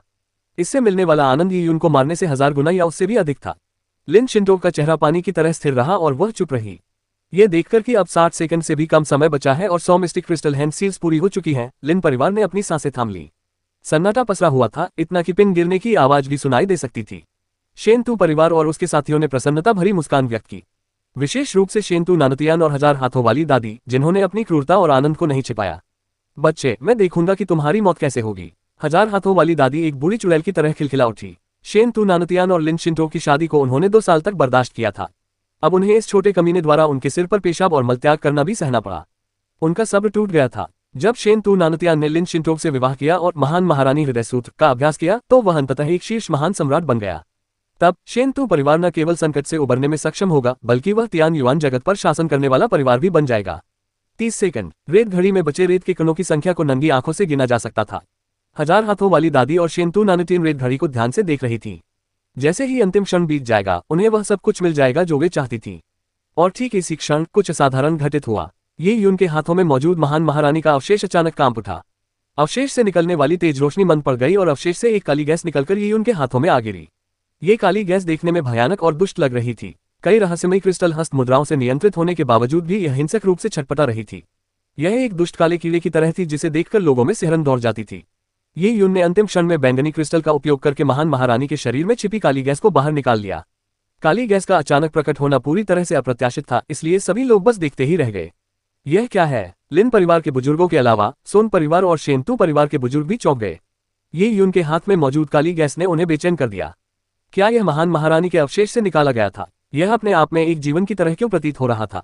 यदि कोई महान महारानी के अवशेष को खा ले तो क्या वह काली गैस उसके शरीर में छिपी नहीं रहेगी? लोगों को यह समझने का समय ही नहीं मिला कि वह काली गैस क्या थी, क्योंकि यून ने अपनी उंगली से इशारा करते हुए उस काली गैस को अपने बगल में खड़े अग्नि आंखों वाले भेड़िए पर फेंक दिया। इस अग्नि आंखों वाले भेड़िए को ही यून ने प्रयोग के लिए चुना था। अध्याय 416 अवशेष का रहस्य।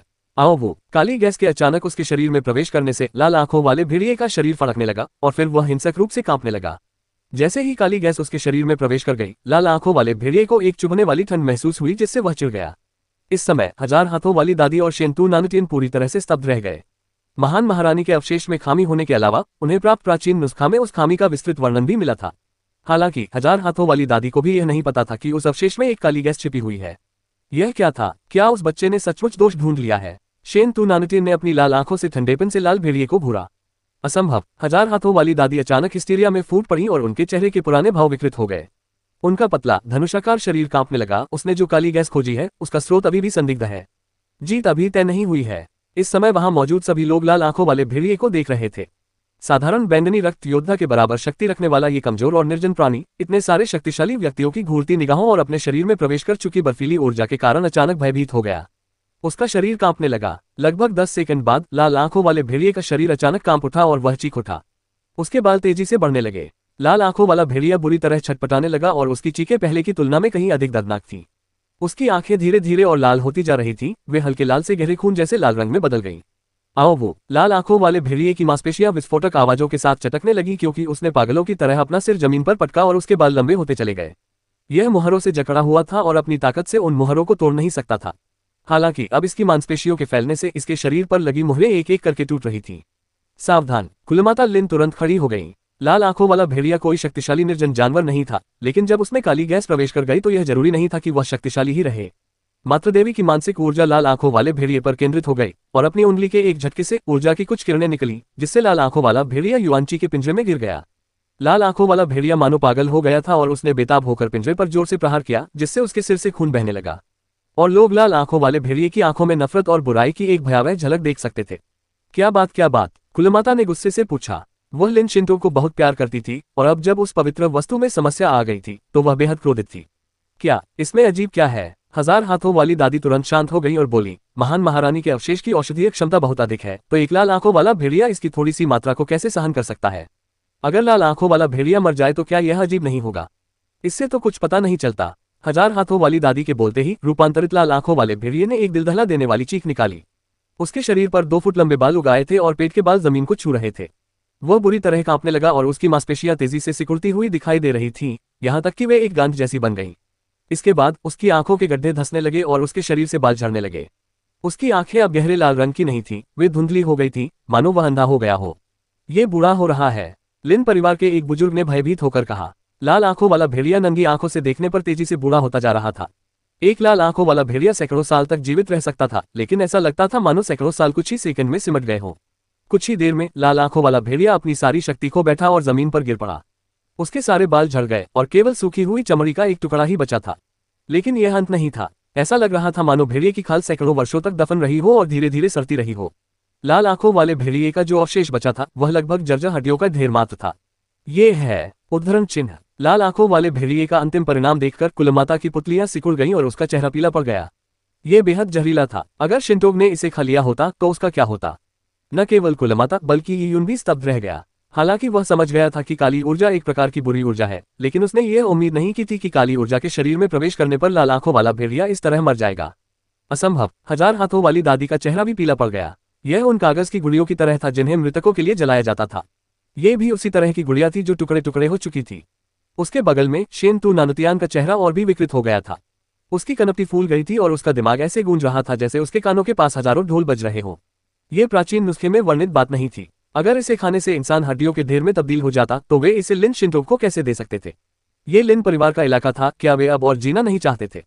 प्राचीन विधि के अनुसार जब कोई महिला जिसकी इन नसें स्वाभाविक रूप से निष्क्रिय हों 12 अवशेषों का सेवन करती है तो वह ठीक हो जाती है, उसे अद्वितीय प्रतिभा प्राप्त होती है और उसकी साधना में तेजी से प्रगति होती है। हालांकि उस अवशेष का एक बहुत ही गंभीर दुष्प्रभाव था। इससे महिला की उम्र पर बुरा असर पड़ेगा। जिन महिलाओं की ये नसें प्राकृतिक रूप से निष्क्रिय होती हैं, वे भले ही ठीक हो जाएं, लेकिन उनके शरीर में विषाणु उत्पन्न हो जाएंगे। विष से उनके जीवन का सार नष्ट हो जाएगा और इससे उनकी आयु 2000 वर्ष तक सीमित हो जाएगी। शेन तू परिवार के लिए 2000 साल काफी थे। शेन तू नानुतियान लिन शिंटोग से विवाह करेगा और उसकी आदिम यिन शक्ति प्राप्त करेगा, जिससे उसे बहुत लाभ होगा और उसकी साधना में तेजी से सुधार होगा। इसके अलावा लिन शिंटोग की सहायता से शेन तू नानुतियान महान महारानी हृदय सूत्र का अभ्यास कर सकेगा। शेन तू नानुतियान के लिए महान महारानी हृदय सूत्र में महारत हासिल करने के लिए 2000 वर्ष पर्याप्त थे। इसके अलावा लिन परिवार की मदद से शेन तू परिवार इस संकट से उबरने में सक्षम होगा, जिससे शेन तू परिवार के मुखिया को पूरी तरह से ठीक होने का मौका मिलेगा। अंततः 2000 वर्षों बाद लिन शिंटोग की मृत्यु के साथ उनके एक अद्वितीय महान महारानी बनने की संभावना भी समाप्त हो जाएगी। एक बार जब किसी महिला की इन नसें प्राकृतिक रूप से निष्क्रिय हो जाती है और वह ठीक होकर महान साम्राज्य बन जाती है तो वह एक ऐसी हस्ती बन जाती है जो पूरे तियान युआन जगत पर राज कर सकती है। कोई भी उसका मुकाबला नहीं कर सकता। हालांकि शेन तू नानुतियान भी एक महान सम्राट बन जाएगा, लेकिन लिन शिंटोग की तुलना में उसकी शक्ति बहुत कमजोर होगी। शेन तू परिवार को डर था कि लिन शिंटोग के मन में कुछ कुटिल विचार आ सकते हैं, जिसके चलते लिन परिवार शेन तू परिवार को अपने वश में कर लेगा। शेन तू परिवार ऐसा बिल्कुल नहीं चाहता था। लिन शिंटोग को 2000 साल बाद मरने देकर शेन तू नानुतियान तियान युआन युग का सबसे शक्तिशाली व्यक्ति बन जाएगा। इसलिए शेन तू परिवार के इस कदम से एक ही झटके में कई उपलब्धियां हासिल हो गईं। लेकिन ये उनके आने से यह शानदार चाल पूरी तरह से धराशायी हो गई। घटनाक्रम के इस अप्रत्याशित मोड़ की हजार हाथों वाली दादी और शेन तू नानुतियान ने कभी कल्पना भी नहीं की थी। उन्हें एक साथ कड़ाके की ठंड लगने लगी। ये खौफनाक एहसास कुलमाता लिन की ओर से आया था। यह उसकी जानलेवा मंशा थी। हजार हाथों वाली दादी को पूरे शरीर में कपकपी महसूस हो रही थी, क्योंकि उन्हें लग रहा था कि उनकी गर्दन को कसकर दबाया जा रहा है, जिससे उन्हें सांस लेने में दिक्कत हो रही है। पेंग। ठीक उसी क्षण एक धमाका हुआ। हजार हाथों वाली दादी से कुछ ही दूरी पर महान महारानी का अवशेष फट गया। क्या? सभी लोग आश्चर्यचकित रह गए। महान महारानी के अवशेष का विस्फोट कोई मामूली बात नहीं थी। तेज झटके को अपनी ओर आते देख अवशेष के सबसे करीब मौजूद लंबी भौहों वाले बुजुर्ग और विभिन्न पारिवारिक कुलों के अन्य बुजुर्गों ने उमड़ती ऊर्जा को रोकने के लिए कदम उठाया। Boom boom boom. तीव्र ऊर्जा के प्रभाव से विस्फोट से बचाव कर रहे कुछ बुजुर्ग लड़खड़ा गए। उनके चेहरे के भाव थोड़े बदल गए, क्योंकि यह स्पष्ट रूप से उनके लिए कष्टदायक था। महान महारानी के अवशेष का विस्फोट अत्यंत शक्तिशाली था। इसके अलावा विस्फोट की अधिकांश ऊर्जा आकाश में फैल गई, केवल थोड़ी सी ऊर्जा किनारों की ओर फैली। अगर ऐसा नहीं होता तो विस्फोट से खून की बौछार हो जाती। लगभग 30 सेकंड के बाद झटके की लहर थम गई। कुछ बुजुर्गों ने अपने माथे से ठंडा पसीना पोंछा, क्योंकि उनमें अभी भी डर का भाव बना हुआ था। महान महारानी का अवशेष क्यों फटा? लोग असमंजस में थे, लेकिन हजार हाथों वाली दादी और शेन तू नानुतियन को इसका कारण पता था। महान महारानी के अवशेष की खामी को दूर नहीं किया जा सका। जब शेन तू परिवार को महान महारानी के अवशेष की प्राचीन विधि प्राप्त हुई तो ये जानकारी प्राचीन विधि में एक प्राचीन निर्जन स्वर्ग के गुरु द्वारा लिखी गई थी, जो महान महारानी के समकालीन थे। ये प्राचीन निर्जन स्वर्ग का स्वामी अद्वितीय प्रतिभा का धनी था। जब वह महान महारानी के प्रेम में पड़ गया तो उसने महान महारानी की स्वाभाविक रूप से समाप्त हो रही इन नारियों को आपस में जोड़ने की इच्छा व्यक्त की। उन्होंने महान महारानी की समाप्त हो चुकी नारियों को जोड़ने वाली प्राचीन विधि को लिखने के लिए अथक प्रयास किए थे। हालांकि नुस्खा पूरा करने के बाद परिष्कृत अवशेष में एक ऐसी बुरी ऊर्जा आ गई जिसे हटाया नहीं जा सका। प्राचीन निर्जन स्वर्ग के स्वामी ने बुरी ऊर्जा को निकालने की उम्मीद में कई तरीके आजमाए थे। हालांकि एक बार बुरी ऊर्जा निकल जाने पर अवशेष में ऊर्जा संरचना ध्वस्त हो जाती थी और इसके परिणामस्वरूप एक विस्फोट होता था। इसलिए महान महारानी का अवशेष अपने आप में एक पूर्ण विफलता साबित हुआ। अंततः अद्वितीय प्राचीन निर्जन स्वर्ग के स्वामी को भी हार माननी पड़ी। हालांकि वह ये जानती थी, लेकिन 1000 हाथों वाली दादी इसे कभी स्वीकार करने की हिम्मत नहीं करती थी। वह अचानक पागल हो गई। भावनात्मक उथल पुथल के कारण उसके शरीर की युवांशी अनियंत्रित रूप से बढ़ गई। उसके सिर पर लगी हेयरपिन गिर गई और उसके विरल भूरे बाल जंगली घास के पैच की तरह नीचे लटक गए। उसने अचानक खून की प्यास से भरी आंखों से ही यून की ओर देखा। छोटे बदमाश, तूने मेरे शेनतू कुल के महान महारानी के अवशेष को नष्ट कर दिया और पहले से ही जहर तैयार कर रखा था। तूने शेनतू कुल पर यह जहर फैलाया। मैं तेरा जीवनदायिनी बना दूंगा। 1000 हाथों वाली दादी ने अचानक खुद को प्रकट किया और ही यून की ओर दौड़ पड़ी। उसने अपने पतले पंजे फैलाए जो एक विशाल काले हाथ की छाया में बदल गए और ही यून की गर्दन की ओर बढ़ने लगे। ये यून चौंक गया और तेजी से पीछे हट गया। बेशक वह 1000 हाथों वाली दादी के हमले से बच नहीं सकता था, लेकिन इस समय कुलमाता लिन सूजी और उनके साथी कैसे चुपचाप बैठे रह सकते थे। उन दोनों और लिन परिवार के कुछ बुजुर्गों ने मिलकर अपनी चाल चली। धमाका। इंद्रधनुषी किरणों की शानदार चमक के साथ कुछ लोगों की संयुक्त शक्ति ने 1000 हाथों वाली दादी के काले पंजों को आसानी से नष्ट कर दिया। इसके बाद इंद्रधनुषी किरणें कम नहीं हुई और वे 1000 हाथों वाली दादी की छाती पर जोर से टकराईं। पुआ। 1000 हाथों वाली दादी का पतला शरीर अचानक रुक गया। उन्होंने मुंह भरकर काला खून थूका और फिर पीछे की ओर गिर पड़ी। एक मरे हुए कुत्ते की तरह वह लिन परिवार द्वारा पर्वत शिखर की युवांशी ऊर्जा को दबाने के लिए इस्तेमाल की जाने वाली भट्टी से जोर से टकराई। डिंग डांग। विशाल भट्टी जोर से हिल उठी और उससे धातु की गर्जना की आवाज आई। 1000 हाथों वाली दादी के सिर का पिछला हिस्सा खून से लथपथ था। वह आटे के लोई की तरह धीरे धीरे नीचे सरक गई। छोटे छोटे कमीने, मैं तुझे चूर चूर कर दूंगा। 1000 हाथों वाली दादी ने गुस्से से चीख मारी, लेकिन जैसे ही उसने अपना मुंह खोला उसने काले खून का एक और घूंट थूक दिया। अध्याय 417। शेनतू नानटियन, वह लड़का जो खजाने देता है। दादी। शेनतू नानटियन ने जल्दी से 1000 हाथों वाली दादी को उठाया। अचानक हुए घटनाक्रम ने पूरी तरह से उसके नियंत्रण से बाहर कर दिया था। कुलमाता लिन को हत्या के इरादे से भरा देखकर शेनतू नानटियन को गहरा भय महसूस हुआ। उसे वास्तव में ये संदेह होने लगा था कि कुलमाता लिन उसे समेत शेनतू परिवार के पूरे कबीले का सफाया कर देंगी। 1000 हाथों वाली दादी ने उठने की कोशिश की। उनके बूढ़े चेहरे पर एक कड़वी मुस्कान आ गई। 10,000 साल पहले उन्होंने कुलमाता लिन के साथ युद्ध किया था। तब भी वे कुलमाता लिन के सामने कुछ भी नहीं थी और आज तो उनके बीच का अंतर और भी बढ़ गया था। इसके अलावा लिन परिवार के कुछ बुजुर्गों के एक साथ हमले से उनकी नसें पहले ही घायल हो चुकी थीं। शेनतू परिवार के अन्य बुजुर्गों में से किसी ने भी 1000 हाथों वाली दादी की मदद करने की हिम्मत नहीं की। इस समय वे सभी अवाक थे। उन्हें कभी पता नहीं था कि महान महारानी के अवशेष में इतनी बड़ी खामी है। मामला इस हद तक पहुंच जाने के बाद बहाने बनाने की कोई गुंजाइश नहीं रह गई थी। अगर लाल आंखों वाले भेड़िए का शरीर फटकर मर गया होता तो वे ये भी कह सकते थे कि वह महान महारानी के अवशेष में निहित शक्तिशाली ऊर्जा को सहन करने में असमर्थ था। लेकिन उसका बूढ़ा होकर मर जाना और सूखकर हड्डियों में तब्दील हो जाना, इसका कोई स्पष्टीकरण नहीं था। केवल बुरी शक्तियां ही ऐसे परिणाम ला सकती थीं। शेनतू परिवार के सभी बुजुर्ग इस बात से चिंतित थे कि कहीं वे भी इसमें शामिल न हो जाएं। ये लिन परिवार का गढ़ था। कुलमाता लिन के लिए उन सभी को मार डालना कोई मुश्किल काम नहीं था। इसका परिणाम केवल लिन परिवार और शेनतू परिवार के बीच शिष्टाचार का पुनर्तः टूटना होगा। यह एक पूर्ण युद्ध की स्थिति होगी। शेनतू परिवार के कई बुजुर्ग इस स्थिति से खुद को अलग करने और अपना पक्ष स्पष्ट करने का तरीका सोच रहे थे, लेकिन तभी शेनतू नानतियान ने सबसे पहले कहा, कुलमाता लिन, इस कनिष्ठ को नहीं पता था कि महान महारानी के अवशेष में ऐसी खामी है। मुझे नहीं पता था कि ऐसा होगा। इसका इस कनिष्ठ से कोई लेना देना नहीं है। शेनतू नानतियान की बातें सुनकर लिन शिंटोग ने भौहें चढ़ा ली। ये व्यक्ति तो हद से ज्यादा बेशर्म है। कुलमाता लिन अपने ड्रैगन के सिर वाली छड़ी को पकड़े हुए शेनतू नानतियान की ओर चली। शेनतू नानतियान ने अपनी सांस रोक ली। जैसे ही वह कुछ और कहने ही वाला था, कुलमाता लिन ने अचानक अपना हाथ आगे बढ़ाया और उसकी झुर्रीदार हथेली बिजली की तरह नीचे गिरी। पा! एक जोरदार थप्पड़ की आवाज के साथ कुलमाता लिन ने शेनतू नानतियन के चेहरे पर जोरदार थप्पड़ मारा। इस थप्पड़ से शेनतू नानतियन का चेहरा बुरी तरह बिगड़ गया। उसके 10 से ज्यादा दांत टूट गए और वह हवा में कम से कम 10 बार लट्टू की तरह घूमा और फिर जमीन पर जोर से गिर पड़ा। आ उद्धरण चिन्ह। शेनतू नानतियान कांपते हुए अपना चेहरा पकड़ लिया। खून से लथपथ चेहरे के कारण उनकी बेहद खूबसूरत सूरत और शानदार व्यवहार अब दिखाई नहीं दे रहा था। कुलमाता लिन के प्रहार का गहरा असर उनकी आत्मा पर पड़ा था। ये यून के साथ हुए उस कठिन दौर से गुजरने के बाद शेनतू नानतियन एक टिमटिमाती मोमबत्ती की तरह थे और इस भीषण आघात ने उन्हें ऐसा महसूस कराया जैसे कोई भारी हथौड़ा लगातार उनके सिर पर प्रहार कर रहा हो। उनका दिमाग चकरा रहा था और उन्हें असहनीय दर्द हो रहा था। शेनतू नानतियन ने ऊपर देखा। उसकी नाक और कानों से खून बह रहा था। कुलमाता लिन द्वारा व्यक्त की गई जानलेवा भावना ने उसे लगभग मरने का आभास करा दिया था। यह महिला, जो 10,000 वर्षों से लिन परिवार के आंतरिक मामलों की प्रभारी रही है, देखने में तो सौम्य लग सकती है, लेकिन एक बार क्रोधित होने पर वह बेहद भयावह हो जाती थी। डोंग! कुलमाता लिन की अजगर के सिर वाली छड़ी जमीन पर जोर से पड़ी, जिससे एक जोरदार आवाज हुई। उनके पैरों के नीचे मौजूद स्वर्गीय निर्माण मिट्टी की ईंटें उनके प्रहार से चूर चूर हो गईं। मुझे 3 साल का बच्चा मत समझो। तुम एक क्रूर भेड़िए हो जिसकी महत्वाकांक्षाएं बेरहम हैं। शिंटोंग के प्रति तुम्हारी मंशा कभी भी नेक नहीं थी। बुढ़ापे के कारण मेरी दृष्टि कमजोर हो गई थी और मैं लगभग तुम्हारे झांसे में आ ही गया था। अगर छोटा दोस्त युन न होता तो मैं एक बहुत बड़ी गलती कर बैठता। मरने के बाद लिन परिवार के पूर्वजों से मिलने की मेरी कोई इज्जत नहीं होती। कुलमाता लिन लंबे समय से एक उच्च पद पर थी, इसलिए उनके क्रोध, दबाव और हत्या के इरादे से शेंतु नानुटियन पर जो दबाव डाला गया वो वास्तव में उसकी घायल आत्मा के लिए सहन करना असंभव था। महारानी की प्राचीन विधि मुझे सौंप दो। उस रहस्यमय क्षेत्र के रहस्य और स्थान बताओ। कुलमाता लिन के दमनकारी आभा के नीचे शेंतु नानुटियन को सांस लेना मुश्किल हो रहा था। इस समय हजार हाथों वाली दादी ने व्यंग्यात्मक मुस्कान के साथ कहा, अगर हम कह दे तो क्या हुआ? ये तो बस एक आत्मा का अनुबंध है। अगर मैं नहीं कहूंगी तो मृत्यु निश्चित है, लेकिन अगर मैं कह भी दूं तो क्या आप हमें छोड़ देंगे? हजार हाथों वाली दादी हताशा के कगार पर थी। अगर वह कुलमाता लिन से हार जाती तो उनके पास कहने को कुछ नहीं होता, लेकिन आज तो वह एक किशोर बच्चे से हार गई थी। वह इसे स्वीकार नहीं कर सकी। हजार हाथों वाली दादी ने युन की ओर घोर घृणा से देखा। आज जो कुछ भी हुआ वह उस छोटे बदमाश की वजह से हुआ। शेंतु परिवार के लिए जो बड़े फायदे आने वाले थे वे अब एक आपदा में बदल गए।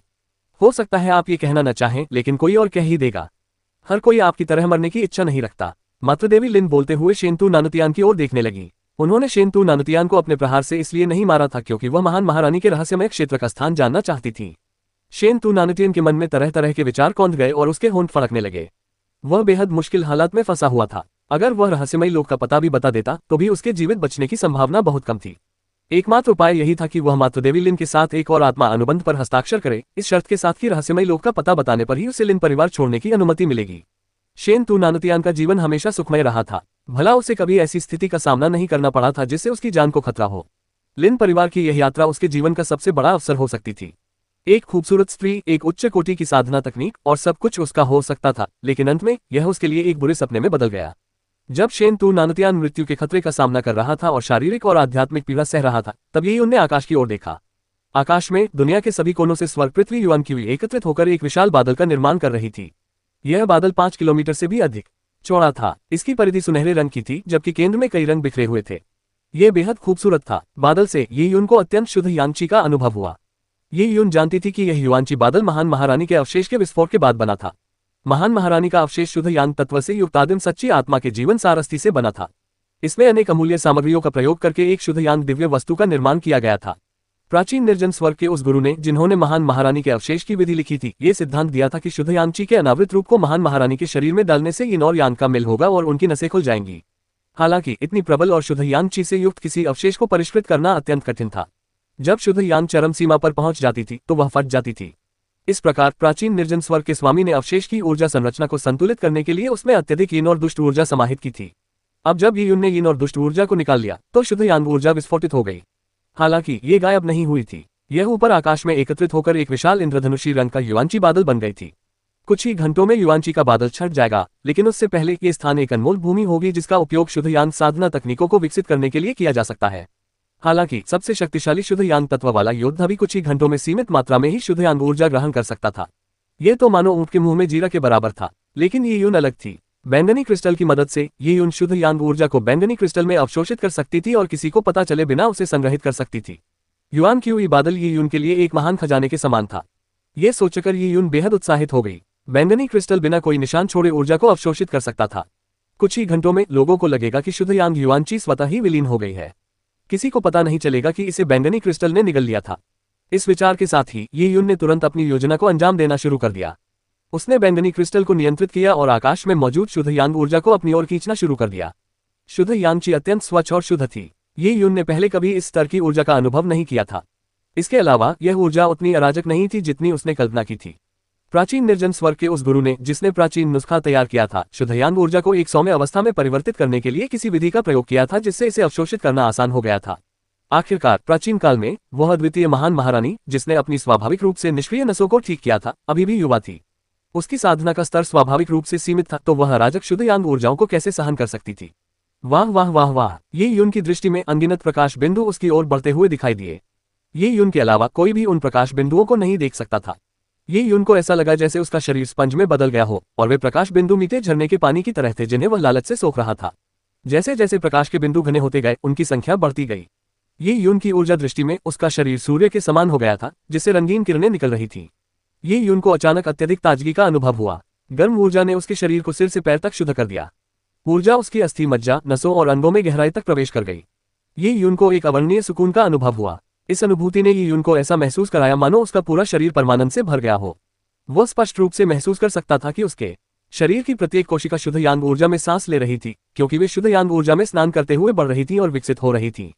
उसकी कोशिकाएं मानो स्वयं जीवित हो और अधिक ऊर्जावान होती चली गईं। कोशिकाओं की संरचना प्रकृति के कुछ नियमों का पालन करते हुए और भी अधिक परिपूर्ण हो गई। अपनी कोशिकाओं में हुए बदलाव से यी यून को ऐसा महसूस हुआ कि उसके शरीर में सूक्ष्म परिवर्तन हुआ है। ये हो सकता है। यी यून को अचानक इस संभावना का एहसास हुआ कि उसके शुद्ध यांग शरीर में एक और विकास हुआ है। जब यी यून को पहली बार शुद्ध यांग आत्मा प्राप्त हुई तो उसका शरीर सबसे शुरुआती स्तर का शुद्ध यांग शरीर बन गया। अब यह एक उच्च स्तर पर विकसित हो चुका था। हालांकि यह एक परिपूर्ण शुद्ध यांग शरीर नहीं था, लेकिन वह इसके करीब पहुंच रहा था। यह सोचते ही यी यून का मन अत्यंत शांत हो गया। शेन तू नानतियन तो मानो एक लड़का ही था जो खजाने बांटता था। जब शेन तू नानतियान उसे खजाने देने आया था तब उसके साथ इतनी बुरी तरह धोखा करना वाकई बहुत बड़ी गलती थी। यी यून ने अपनी ठुड्डी पर हाथ फेरा और उसके होठों पर मुस्कान फैल गई। स्पष्ट रूप से उसे इस बात का जरा भी पछतावा नहीं था। शेन तू नानतियान का चेहरा इस समय खून से सना हुआ था। जाहिर है उसे नहीं पता था कि यी यून क्या सोच रहा है। नहीं उसे यह पता था कि यी यून इस समय महान महारानी के अवशेष की ऊर्जा को गटक रहा था, जिसे उसके शेनतू परिवार ने भारी कीमत चुकाकर तैयार किया था। इसके अलावा यी यून ने बुरी ऊर्जा को त्याग दिया था। वह जो अवशोषित कर रहा था वह सार का सार था। इसका कोई दुष्प्रभाव नहीं था। अगर शेनतू नानतियन को यह पता होता तो शायद फेफड़े फटने से उसकी मौत हो जाती। लेखकों का नोट। कुछ पाठक पूछ सकते हैं कि 1000 हाथों वाली दादी आत्मा अनुबंध के बंधन के बावजूद यी यून पर हमला क्यों कर सकती है? क्या ये कोई त्रुटि है? दरअसल लिखते समय मैंने इस सवाल पर विचार किया था। आत्मा अनुबंध में अनुबंध के उल्लंघन के बाद दंड देने का प्रावधान था। इसमें पहले से कोई सुरक्षा प्रदान करने की बात नहीं थी, क्योंकि यह बहुत ही चालाकी भरा काम होता। इसके अलावा 1000 हाथों वाली दादी द्वारा यी यून पर किया गया हमला अनुबंध का उल्लंघन नहीं था। अनुबंध की शर्त यह थी कि यदि यी यून को अवशेष में कोई खामी मिलती है तो 1000 हाथों वाली दादी को महान महारानी के रहस्यमय क्षेत्र के रहस्य बताने होंगे। अध्याय 418 औषधि परीक्षण का अंतिम परिणाम। जब यी यून एकाग्रचित होकर महान महारानी के अवशेष के विस्फोट से ऊर्जा को अवशोषित कर रही थी, तब शेनतू नानतियान नरक के द्वार की ओर बढ़ रहा था। इस दुनिया में बहुत कम लोग ऐसे थे जिन्हें मौत से डर नहीं लगता था, और जाहिर तौर पर शेनतू नानतियान उनमें से एक नहीं थे। कुलमाता लिन। शेनतू नानतियान के माथे से पसीने की बूंदें निकलने लगीं। ये बूंदें कुलमाता लिन के जानलेवा इरादे के कारण निकली थीं। मैं आपको महान महारानी के रहस्यमय क्षेत्र के सभी रहस्य बता सकता हूँ, जिसमें शेनतू परिवार के इतने सारे विशेषज्ञों की बलि देने से प्राप्त अनुभव भी शामिल है। लेकिन मैं आपसे निवेदन करता हूँ कि आप मेरे शेनतू परिवार के लोगों को जाने दें। शेनतू नानतियान ने मातृदेवी लिन के साथ एक और आत्मा अनुबंध पर हस्ताक्षर करने का इरादा किया था। तुम्हें जाने दूं। कुलमाता लिन ने ताना मारते हुए कहा, तुमने बुरी नीयत से शिंटो को नुकसान पहुंचाने की साजिश रची और अब मुझसे माफी मांग रहे हो। अगर मेरा अंदाजा सही है तो अगर शिंटो ने महारानी का वह अवशेष निगल लिया होता तो उस बुरी ऊर्जा से उसकी उम्र बहुत कम हो जाती। जब तक मेरे लिन परिवार को सच्चाई पता चलती तब तक तुम्हारा परिवार बहुत फायदा उठा चुका होता और तब तक बहुत देर हो चुकी होती। और ये सारे फायदे सिर्फ तुम्हारे ही होंगे शेनतू नानतियान। मैं तुम्हें कैसे जाने दे सकता हूँ? आप महान महारानी के रहस्यमय क्षेत्र को एक चिप की तरह इस्तेमाल कर रहे हैं, तो मुझे कैसे पता चलेगा कि महान महारानी का रहस्यमय क्षेत्र वास्तव में प्राचीन महान महारानी द्वारा छोड़ा गया था? हो सकता है ये किसी प्राचीन निर्जन स्वर्ग के स्वामी द्वारा छोड़ा गया एक रहस्यमय क्षेत्र हो। शिंटोंग की समाप्त हुई नसों को जोड़ने का कोई तरीका नहीं होगा। कुलमाता लिन ने दबाव के बारे में विस्तार से बताया। आखिरकार वह निर्जन स्वर्ग तकनीक में एक महाप्रशिक्षिका थी। हालांकि उन्हें महान महारानी के अवशेष द्वारा धोखा दिया गया था, लेकिन वह महान महारानी के अवशेष के जाल का अनुमान लगा सकती थी। महान महारानी के अवशेष जैसा अमृत जो अत्यंत शुद्ध यांग ऊर्जा से बना था, निश्चित रूप से लिन शिंटो की प्राकृतिक इन नसों के लिए उपयोगी था। हालांकि इसके खतरनाक संभावित प्रभाव का आसानी से पता नहीं लगाया जा सका। हालांकि लाल आंखों वाला भेड़िया बहुत कमजोर था और उसने अवशेष के लाभकारी हिस्से के बजाय बुरी ऊर्जा को निगल लिया था, जिसके कारण वह बुरी ऊर्जा से दब गया और तेजी से बूढ़ा होने लगा। शेनतू नानतियन जानता था कि कुलमाता लिन आज उसे बिल्कुल नहीं छोड़ेगी। वह व्याकुल था क्योंकि इस स्थिति में महान महारानी के रहस्यमय क्षेत्र के बारे में खबर ही एकमात्र सहारा थी जो उसे जीवित रखे हुए थी। कुलमाता लिन, मैं ये छोटी बहन अपनी जान की कसम खाकर कह सकती हूँ कि महामहिम का रहस्यमय क्षेत्र सचमुच असाधारण है। ये निश्चित रूप से महामहिम से घनिष्ठ रूप से जुड़ा हुआ है। ये बात आत्मा अनुबंध में लिखी जा सकती है। बस बात यह है कि हमारे शेनतू परिवार के सदस्यों में महामहिम के रहस्यमय क्षेत्र को पूरी तरह से खोलने और उसका अन्वेषण करने की क्षमता नहीं है। यहाँ उपस्थित शेनतू परिवार के सभी सदस्यों में से केवल 1000 हाथों वाली दादी और मैं ही महामहिम के रहस्यमय क्षेत्र के बारे में सब कुछ जानते हैं। शेनतू नानतियान ने तथ्यात्मक रूप से बोलना शुरू किया। उनकी कही बात ने वहां मौजूद सभी लोगों को तुरंत चौंका दिया।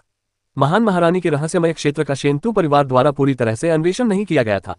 यहाँ तक कि शेनतू परिवार के पास भी महान महारानी के रहस्यमय क्षेत्र को पूरी तरह से खोलने की क्षमता नहीं थी, तो उन क्षेत्रों के अंदर क्या था जो पूरी तरह से नहीं खुले थे? इसमें कोई शक नहीं था कि जगह जितनी दुर्गम होती उतनी ही असाधारण होती। खोजे गए हिस्सों से प्राचीन निर्जन स्वर्ग की विरासत मिली, जिसे देखकर कई लोग ईर्ष्या करते थे। साथ ही असाधारण महारानी की प्राचीन विधि भी मिली जो दोषपूर्ण साबित हुई थी। रहस्यमय क्षेत्र में जो स्थान अभी तक नहीं खुले थे उनमें निश्चित रूप से अद्भुत अवसर मौजूद थे। लोग लालच में आ गए थे। लिन परिवार के उच्च वर्ग के अलावा शेनतू परिवार के साथ गठबंधन करने वाले कुलों के उच्च वर्ग भी ईर्ष्या करने लगे थे। शेनतू परिवार शायद उन क्षेत्रों में प्रवेश करने में सक्षम न हो, लेकिन क्या वे ऐसा कर सकते हैं? हालांकि इसकी संभावना कम थी, लेकिन ये पूरी तरह से असंभव भी नहीं था। वह प्राचीन महान महारानी ऐसी शख्सियत नहीं थी जिनकी तुलना शेनतू कुलपति जैसे किसी व्यक्ति से की जा सके। यह भी संभव था कि उन्होंने महान सम्राट क्षेत्र की सामान्य परिभाषाओं को बहुत पहले ही पार कर लिया हो और वे एक ऐसे उच्चतर स्तर पर पहुंच गई हो जिसे वे न तो समझते थे और न ही नाम दे सकते थे। कुलमाता लिन ने अपनी आंखें सिकुड़ी। यदि रहस्यमय क्षेत्र में कोई ऐसा इलाका था जो अभी तक खुला नहीं था, तो वह लिन परिवार के लिए एक अवसर होगा। इसके अलावा कुलमाता लिन की सबसे बड़ी चिंता उन इलाकों में लिन शिंटो की समाप्त हो चुकी नसों को जोड़ने का तरीका खोजना था। स्थिति एक दुविधा में तब्दील हो गई थी। कुलमाता लिन की स्थिति भले ही अभी मजबूत हो, लेकिन उन्हें भी यह नहीं पता था कि इसे कैसे संभालना है। एक ओर तो वह शेनतू नानुतियान को बख्शना नहीं चाहती थी और दूसरी ओर वह महान महारानी के रहस्यमय क्षेत्र को प्राप्त करना चाहती थी। चूंकि हमने शेनतू परिवार के कबीले से दुश्मनी मोल ले ली है, इसलिए अगर शेनतू नानुतियान को छोड़ दिया गया तो इसके अनगिनत बुरे परिणाम ही होंगे। उद्धरण चिन्ह। कुलमाता लिन जानती थी कि शेनतू नानुतियान का चरित्र भले ही खराब था, लेकिन वह बेहद प्रतिभाशाली था। आज भी शेनतू नानुतियान की प्रतिभा लिन परिवार की युवा पीढ़ी के किसी भी व्यक्ति से कहीं अधिक थी। लिन शिंटो की बात करें तो उनमें भले ही अपार प्रतिभा हो, लेकिन उनकी सबसे बड़ी समस्या ये थी कि उनकी नसें स्वाभाविक रूप से यिन ऊर्जा से समाप्त होती थीं। कुलमाता लिन ने आह भरी और अचानक उन्होंने अपना सिर ही युन की ओर घुमाया। छोटे दोस्त युन, तुम्हें क्या लगता है कि इस मामले को कैसे सुलझाया जाना चाहिए? कुलमाता लिन के अचानक बोले गए शब्दों ने वहां मौजूद सभी को चौंका दिया। यहां तक कि शुद्ध यांग ऊर्जा को अवशोषित करने पर ध्यान केंद्रित कर रही युन भी दंग रह गई। इतने बड़े मामले में किसी कनिष्ठ व्यक्ति से सलाह लेना चौंकाने वाला था। इसमें कोई शक नहीं था कि पिछले कुछ दिनों में युन के प्रदर्शन और शेनतू परिवार की नापाक साजिश का पर्दाफाश करने के बाद कुलमाता लिन अब युन को सामान्य नजरों से नहीं देखती थी। उन्होंने युन को बाकी कनिष्ठों से पूरी तरह अलग मान लिया था और उसे परिवार के उन सदस्यों में से एक मानती थी जिन पर वे आपस में चर्चा कर सकती थी। ये युन ने कड़वी मुस्कान के साथ कहा। उसने अपना सिर खुजाया और मुंह फेरते हुए बोला, यह मामला लिन परिवार के उच्च अधिकारियों को तय करना है। इस पर अपनी राय देना शायद मेरे लिए उचित नहीं होगा। कुलमाता लिन ने सिर हिलाते हुए कहा, यह केवल लिन परिवार का मामला नहीं है, यह आपका भी मामला है। यह मामला आपसे गहराई से जुड़ा हुआ है। शेनतू परिवार, विशेषकर शेनतू नानुतियान के साथ आपके संबंधों में सुलह का कोई रास्ता नहीं है। अगर मैं आज उसे छोड़ दूं, तो क्या आपको डर नहीं है कि वह भविष्य में बदला लेगा? कुलमाता लिन ने यह अनुरोध इसलिए किया था क्योंकि वह युन की इच्छाओं का सम्मान करना चाहती थी। शेनतू नानुतियान को रिहा करने से लिन परिवार को होने वाला नुकसान भले ही भविष्य में दूरगामी हो, लेकिन युन को तत्काल नुकसान होगा। एक बार लिन परिवार का संरक्षण छिन जाने पर युन को शेनतू परिवार के प्रतिशोधी हमलों का सामना करना पड़ेगा। इस बारे में युन ने अपनी ठुड्डी सहलाई। शेनतू नानुतियान से सुलह की उनकी उम्मीदें बहुत पहले ही खत्म हो चुकी थीं। कहावत है ना, जब जू बहुत ज्यादा हो जाए तो उनसे डरना नहीं चाहिए, इसलिए एक छोटी मोटी बात का कोई खास महत्व नहीं था। दरअसल चूंकि कुलमाता लिन ने मुझसे पूछा है, तो आपको जवाब पहले से ही पता है। इस जूनियर को लगता है कि मिस लिन की स्वाभाविक रूप से निष्क्रिय इन नसों को ठीक करना ज्यादा जरूरी है। युन जानती थी कि कुलमाता लिन शिंटो का इलाज करने का अवसर नहीं छोड़ना चाहती थी, भले ही शेनतू नानुतियान के भविष्य में प्रतिशोध का खतरा मंडरा रहा था। कुलमाता लिन बस युन की भावनाओं का ध्यान रख रही थी। लिन शिंटो के प्रति युन का इतना स्नेह देखकर कुलमाता लिन भावुक हो गई और बोली, छोटे दोस्त युन, जब तक मुझमें जान बाकी है और जब तक शिंटो लिन परिवार में अपना स्थान बनाए रखती है, लिन परिवार तुम्हें कभी निराश नहीं करेगा। मातृसत्ता लिन के बोलते ही युन ने कहा, मातृसत्ता लिन, इस कनिष्ठ ने यह नहीं कहा कि युवा स्वामी नानुतियान को छोड़ दिया जाना चाहिए। ओह, कुलमाता लिन की भौहें थोड़ी हैरानी से ऊपर उठ गईं। बात यह है, आत्मा अनुबंध का अभिशाप कुछ दिनों में दूर हो जाएगा, है ना? युन जानती थी कि आत्मा अनुबंध में मौजूद भूत का सिर वास्तव में एक अभिशाप था। अनुबंध पर हस्ताक्षर हो जाने के बाद और अनुबंध रद्द होने तक भूत का सिर धीरे धीरे हस्ताक्षरकर्ता की आत्मा को खा जाता था, जब तक कि उसकी दर्दनाक मृत्यु न हो जाए। अनुबंध पूरा करने पर ही भूत का सिर गायब होता था। यह प्रक्रिया व्यक्ति के अनुसार भिन्न होती थी। उच्च साधना स्तर वाले लोग 70-80 दिनों तक इस प्रक्रिया को सहन कर सकते थे, जबकि निम्न साधना स्तर वाले लोग केवल 10 दिनों से थोड़ा अधिक समय तक ही इसे सहन कर पाते थे। कुलमाता लिन ने धीरे से सिर हिलाया। हाँ, युवा स्वामी नानुतियान की शक्ति अच्छी है और वह निश्चित रूप से लंबे समय तक इसे सहन कर सकते हैं। युन ने मुस्कुराते हुए शेनतू नानुतियान की प्रशंसा की। हालांकि इस प्रशंसा ने शेनतू नानुतियान के दिल को जमा दिया। युन के ठंडे चेहरे और आंखों की जगह पर बनी 2 लाल रक्त रेखाओं को देखकर शेनतू नानुतियान को एक अनहोनी का आभास हुआ। ये लड़का आगे क्या करने वाला है? बात यह है, इस जूनियर ने सुना है कि शेनतू परिवार में एक तरह की यातना दी जाती है जिसे दिल के टुकड़े टुकड़े करना कहते हैं। 36 दिनों की अवधि में एक गर्म ब्लेड से अपराधी पर 36,000 बार वार किए जाते हैं। हर दिन वार करने के बाद घावों में दिल के टुकड़े टुकड़े करने वाले कीड़े का अंडा रख दिया जाता है। फिर ये अंडे धीरे धीरे फूटते हैं और मांस और खून को खाने लगते हैं। अंत में जब 36,000 वार पूरे हो जाते हैं तो दिल के टुकड़े टुकड़े करने वाले कीड़े रक्त वाहिकाओं और नसों का पीछा करते हुए दिल तक पहुंच जाते हैं। वहां हजारों कीड़े दिल को काटते हैं, जिससे अंततः व्यक्ति की मृत्यु हो जाती है। उद्धरण चिन्ह। दिल के टुकड़े टुकड़े करने की सजा के बारे में शेनतू नानुतियान ने कुछ महीने पहले ही उनको बताया था। उस समय शेंतु नानतियान दिल को टुकड़े टुकड़े करना का इस्तेमाल ये यून से निपटने के तरीके के रूप में करना चाहता था, ताकि चरवाहे लड़के को उसे बचाने के लिए मजबूर किया जा सके। हालांकि अब बात बदलकर ये यून के हृदय के विखंडन के विषय पर आ गई थी। शेंतु नानतियान का चेहरा पल भर में कागज की तरह सफेद पड़ गया। शेंतु कुल के सदस्य के रूप में उन्होंने अपनी आंखों से देखा था कि शेंतु कुल में हृदय विच्छेदन की सजा कैसे दी जाती थी। घाव मामूली थे, लेकिन एक बार जब हृदय विच्छेदन करने वाले कीड़ों के अंडे शरीर में डाल दिए जाते थे तो शरीर के अंदर लावा के रेंगने का एहसास मृत्यु से भी बदतर दर्द होता था। उस समय एक दर्शक के रूप में शेंतु नानतियान को लोगों को इस तरह की सजा भुगतते देखकर कुछ आनंद तो आया, लेकिन अगर उसे खुद ये सजा भुगतनी पड़ती तो वह इसकी कल्पना भी नहीं कर सकता था। यातना, कुलमाता लिन ने पूछा। वह इस बात से हैरान थी कि यून इतना छोटा होते हुए भी अपने तरीकों में इतना क्रूर था। यातना के जरिए सच्चाई निकलवाना यही सबसे अच्छा तरीका होगा। अगर यह बेकार साबित हुआ तो हम ये खबर फैला सकते हैं कि 10 दिन बाद सजा सुनाई जाएगी ताकि शेंतु परिवार आकर उसे छुड़ा सके। बेशक उसे छुड़ाने की कीमत महान महारानी के रहस्यमय क्षेत्र की जानकारी होगी। शेंतु परिवार शायद शेंतु नानतियान को नहीं छोड़ेगा, है ना? आखिरकार महान महारानी का रहस्यमय क्षेत्र शेंतु परिवार के हाथों नहीं खुल सकता, इसलिए जो चीजें वे हासिल नहीं कर सकते वे शेंतु परिवार के भावी उत्तराधिकारी से ज्यादा महत्वपूर्ण नहीं हो सकती। शेंतु नानतियान शेंतु परिवार के लिए अत्यंत महत्वपूर्ण थे। उनका महत्व लिन परिवार में लिन शिंटो के महत्व से कहीं अधिक था। कुलमाता लिन शिंटो को पाने की उम्मीद नहीं छोड़ेंगी, फिर शेंतु परिवार के मुखिया शेंतु नानतियान को भी नहीं छोड़ेंगे। वह सबसे प्रिय और चहेते कनिष्ठ थे। यह कुलमाता लिन को संदेह हुआ तो फिर शेंतु नानतियान को क्यों नहीं छोड़ दिया जाता, इसमें क्या फर्क है? अंतर यह है कि हम इन 10 दिनों का उपयोग युवा स्वामी नानतियन की अच्छी तरह से देखभाल करने के लिए कर सकते हैं। आखिरकार युवा स्वामी नानतियन की चोटें काफी गंभीर हैं। यदि हम उनके घावों का इलाज इस प्रकार कर सके जैसे कि उन्हें कुछ विषैली चीजें खिलाना जो उनकी भविष्य की साधना को प्रभावित कर सकती हैं, तो उद्धरण चिन्ह। जब ये यून ने ये कहा तो कुलमाता लिन की आंखें फड़क उठी। ये छोटा बदमाश बिल्कुल भी सीधा साधा नहीं था। कुलमाता लिन को अविश्वास भरी निगाहों से उसकी ओर देखते देख ये यून ने शर्मिंदा होकर अपना सिर खुजाया और कहा, ये जूनियर बस उसे उसी की दवा का स्वाद चखा रहा है। ये यून ने यह बात अपनी युवांची शक्ति से कही थी। अध्याय 419। धन्यवाद। शेंतु कुल के सभी सदस्यों को हिरासत में लो, कुलमाता लिन ने आदेश दिया। केवल शेंतु नानतियान ही नहीं, शेंतु कुल के अन्य किसी भी बुजुर्ग को भी बाहर जाने की अनुमति नहीं थी। शेंतु परिवार के लोग एक दूसरे को देखने लगे। उन्हें यह नहीं पता था कि उनका भविष्य क्या होगा। शेंतु नानतियान इस क्षण भयभीत हो गया। उसने केवल ये यून द्वारा वर्णित हृदय विच्छेदन दंड के बारे में सुना था। ये उनके बाकी शब्द कुलमाता से युवांची संचार के माध्यम से कहे गए थे। उसे नहीं पता था कि कुलमाता उसके साथ क्या करेगी। कुलमाता जी, क्या आप कृपया उनकी साधना के स्तर को नियंत्रित कर सकती हैं? ये यून ने जोर से कहा। कुलमाता लिन ने शेंतु नानतियान और 1000 हाथों वाली दादी के सामने खड़े होकर सिर हिलाया। दोनों के चेहरे खून से लथपथ थे, उनकी हालत बेहद खराब थी। अपनी साधना के स्तर को सीमित किए जाने की बात सुनकर शेंतु नानतियान ने घृणा से ये यून की ओर देखा और उसके होंठ सिकुड़ गए। इस क्षण वह चाहता था कि वह ये यून के शरीर के टुकड़े टुकड़े कर दे। कुलमाता लिन की आंखों से एक ठंडी किरण निकली और उन्होंने बिजली की गति से शेंतु नानतियन और 1000 हाथों वाली दादी के शरीर को छुआ। पेंग! एक जोरदार धमाके के साथ शेंतु नानतियन का शरीर कांप उठा और वह कई बार जमीन पर लुढ़क गया। कुलमाता लिन ने उसकी नसों को सील करके शेंतु नानतियन को काबू में कर लिया था। शेंतु नानतियान अब अपनी घायल आत्मा और दमित साधना स्तर दोनों से पीड़ित था। वह अब एक साधारण व्यक्ति से अलग नहीं था। दरअसल मातृसत्ता लिन की प्रबल इच्छा थी कि वह शेंतु नानतियन के दांतियन को तोड़कर उसे सीधे अपन कर दे। हालांकि लिन परिवार शेंतु नानतियान को महान महारानी के रहस्यमय क्षेत्र में प्रवेश करने की विधि के बदले में इस्तेमाल करने की उम्मीद कर रहा था, इसलिए कुलमाता शेंतु नानतियान को बहुत बुरी तरह प्रताड़ित नहीं कर सकती थी। कम से कम शेंतु परिवार के साथ बातचीत के दौरान ये बात किसी को दिखाई नहीं देनी चाहिए थी। अगर शेंतु परिवार को पता चल जाता कि शेंतु नानतियान अपाहिज हो चुका है तो वे उसे तुरंत छोड़ देते और लिन परिवार के साथ युद्ध छेड़ देते। मेरे प्यारे दोस्त यून, इस मामले को संभालने में मैं तुम्हें पूरी स्वायत्ता दूंगा। मुझे विश्वास है कि तुम अपने विवेक का प्रयोग कर सकते हो। कुलमाता लिन ये यून के मामले में बहुत आश्वस्त थी। इससे शेंतु परिवार के उच्च अधिकारियों में से कई लोग आश्चर्यचकित रह गए। वे सभी आमतौर पर तियान युआन जगत में प्रसिद्ध थे। वे किसी छोटे परिवार में जाकर आसानी से हलचल मचा सकते थे और परिवार का मुखिया स्वयं उनका स्वागत करता था। लेकिन अब उनका भाग्य एक कनिष्ठ व्यक्ति द्वारा तय किया जाना था।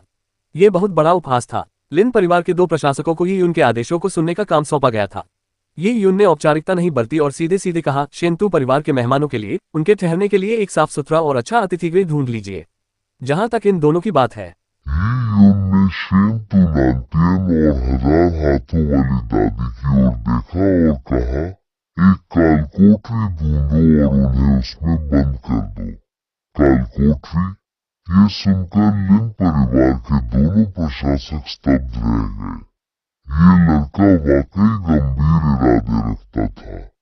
शेंतु नानतियान और 1000 हाथों वाली दादी दोनों शेंतु परिवार के उच्च वर्ग के सदस्य थे, लेकिन ये लड़का उन्हें कालकोठरी में कैद करने की योजना बना रहा था।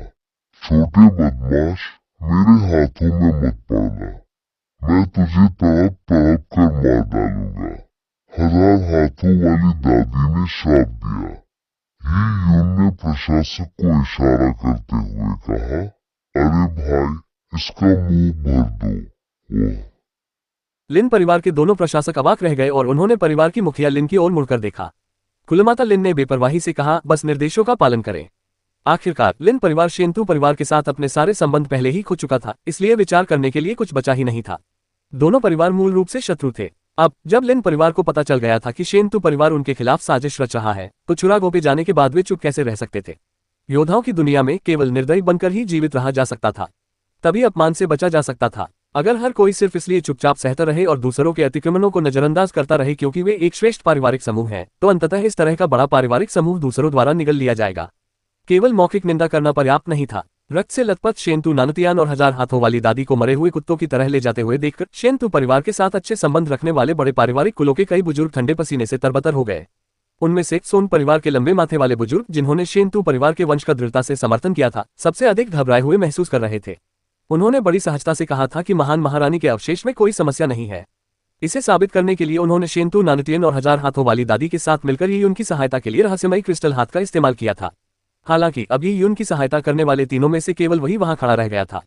शेंतु नानुतियान और हजार हाथों वाली दादी को पहले ही कल कोठरी में ले जाया जा चुका था।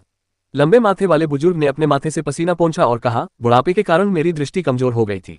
हालांकि मैंने महारानी के अवशेष को परिष्कृत करने में भाग लिया था, लेकिन मैंने नुस्खा का केवल एक छोटा सा हिस्सा ही देखा था।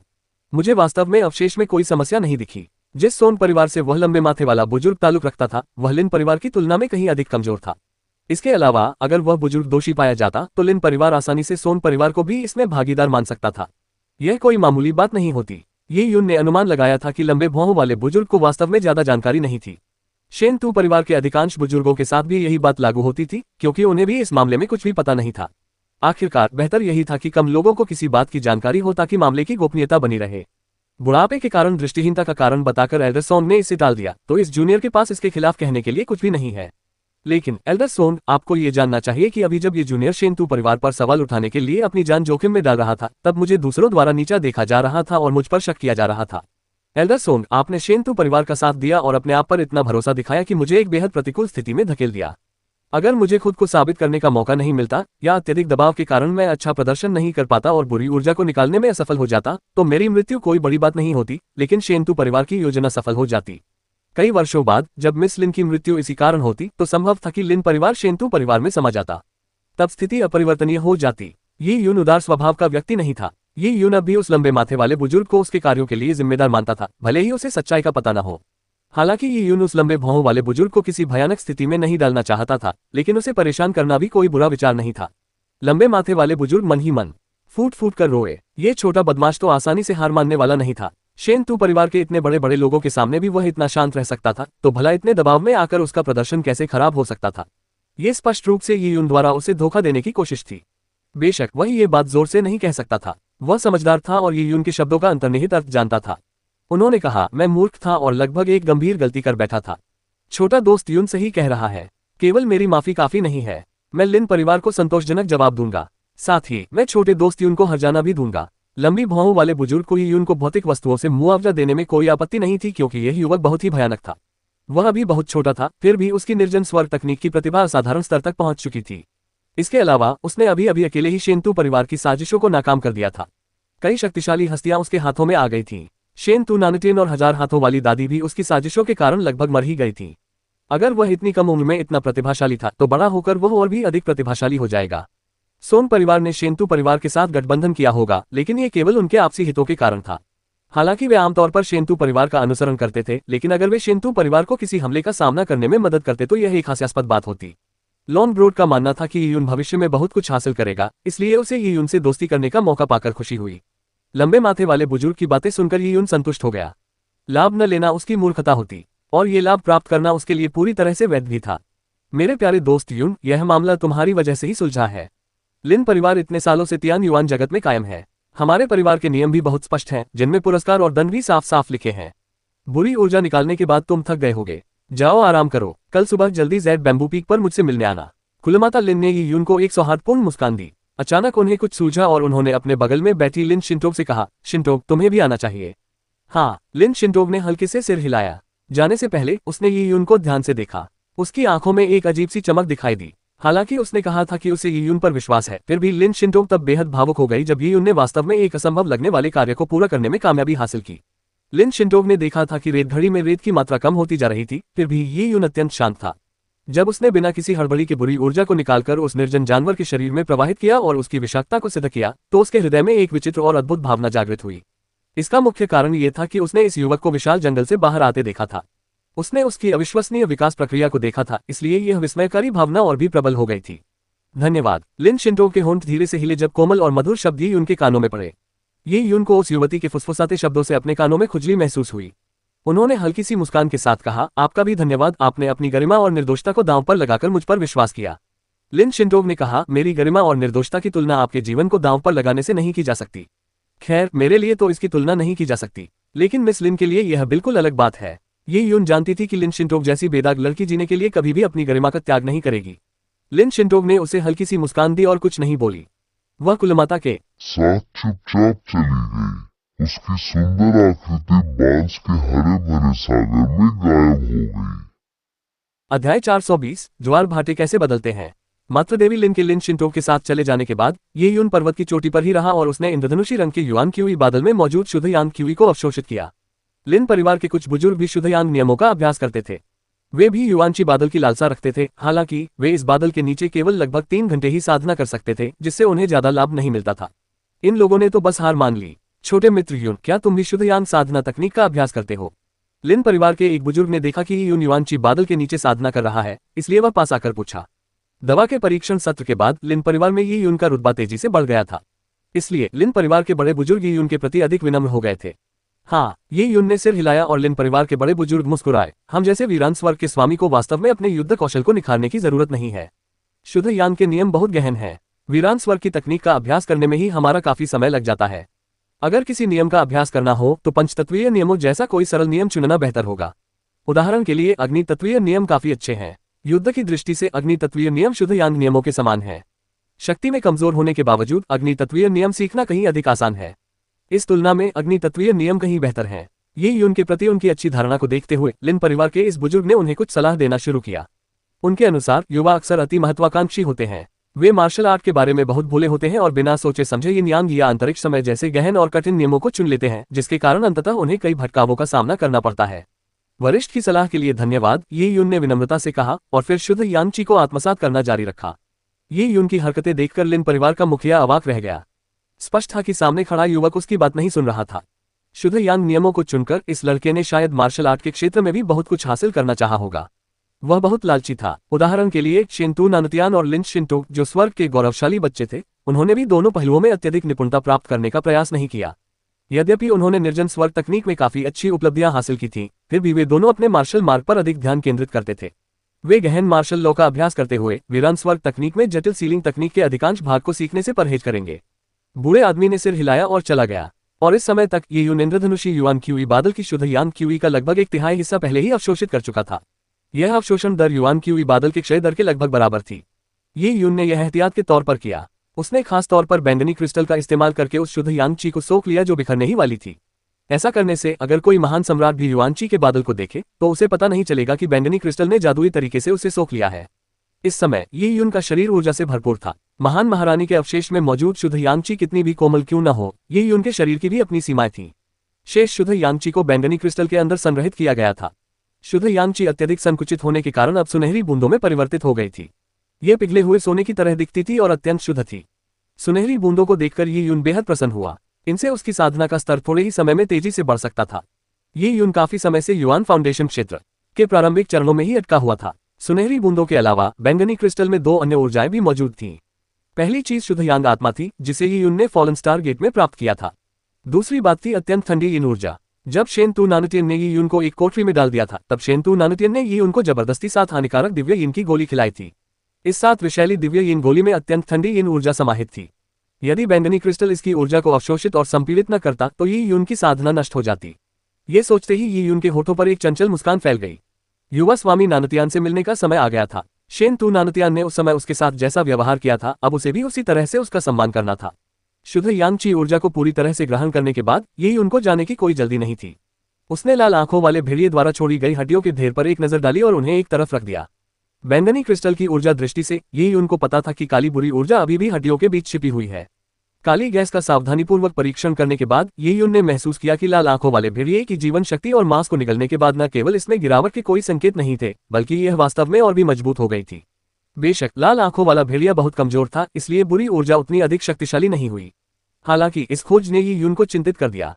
ये बुरी ऊर्जा क्या थी? ऐसा लग रहा था कि यह बढ़ सकती है। यह बहुत ही अविश्वसनीय लग रहा था और साथ ही बेहद डरावना भी। क्या ऐसा हो सकता है कि यह बुरी ऊर्जा अनिश्चित काल तक बढ़ती रहे?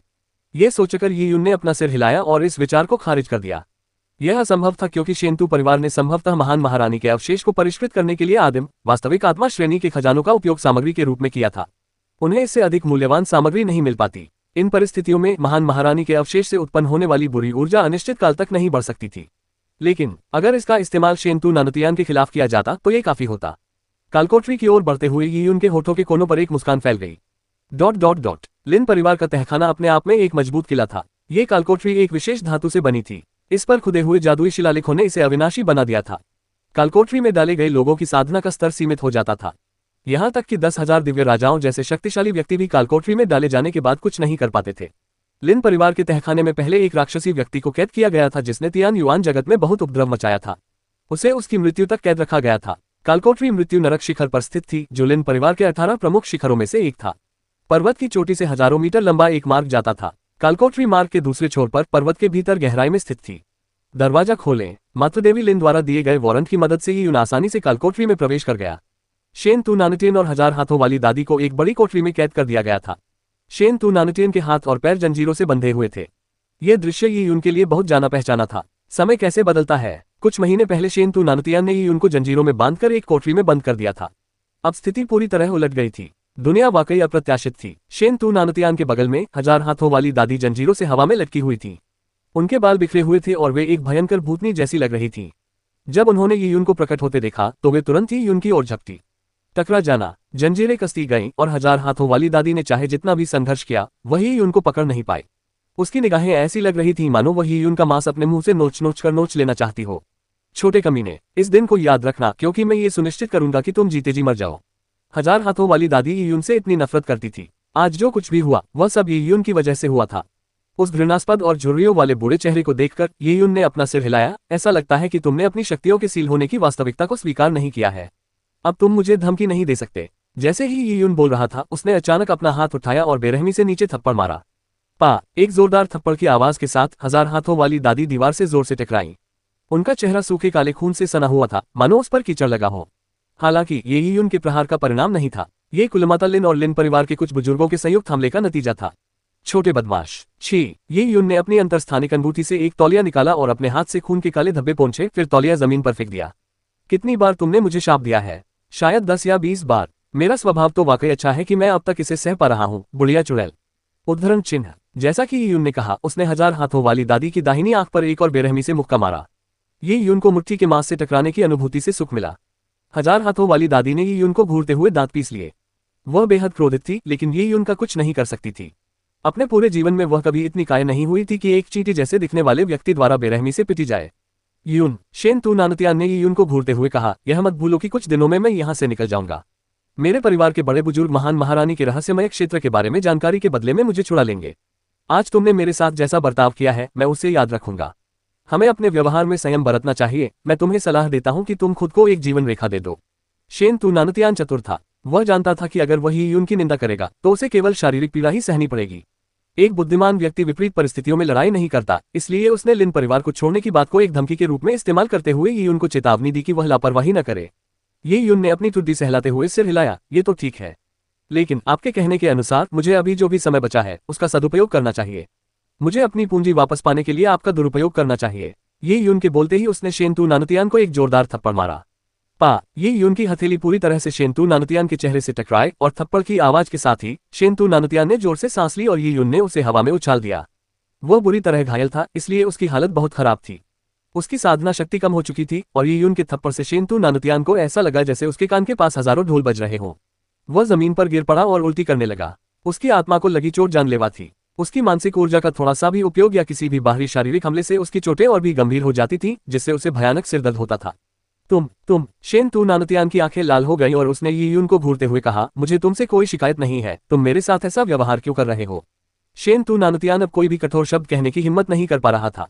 1000 हाथों वाली दादी को थप्पड़ मारा गया था जब उन्होंने यी यून की निंदा की थी। जब उसने यी यून को धमकी दी तो उसका परिणाम भी वही हुआ। उस स्थिति में उनके पास नर्म रुख अपनाने के अलावा कोई विकल्प नहीं था।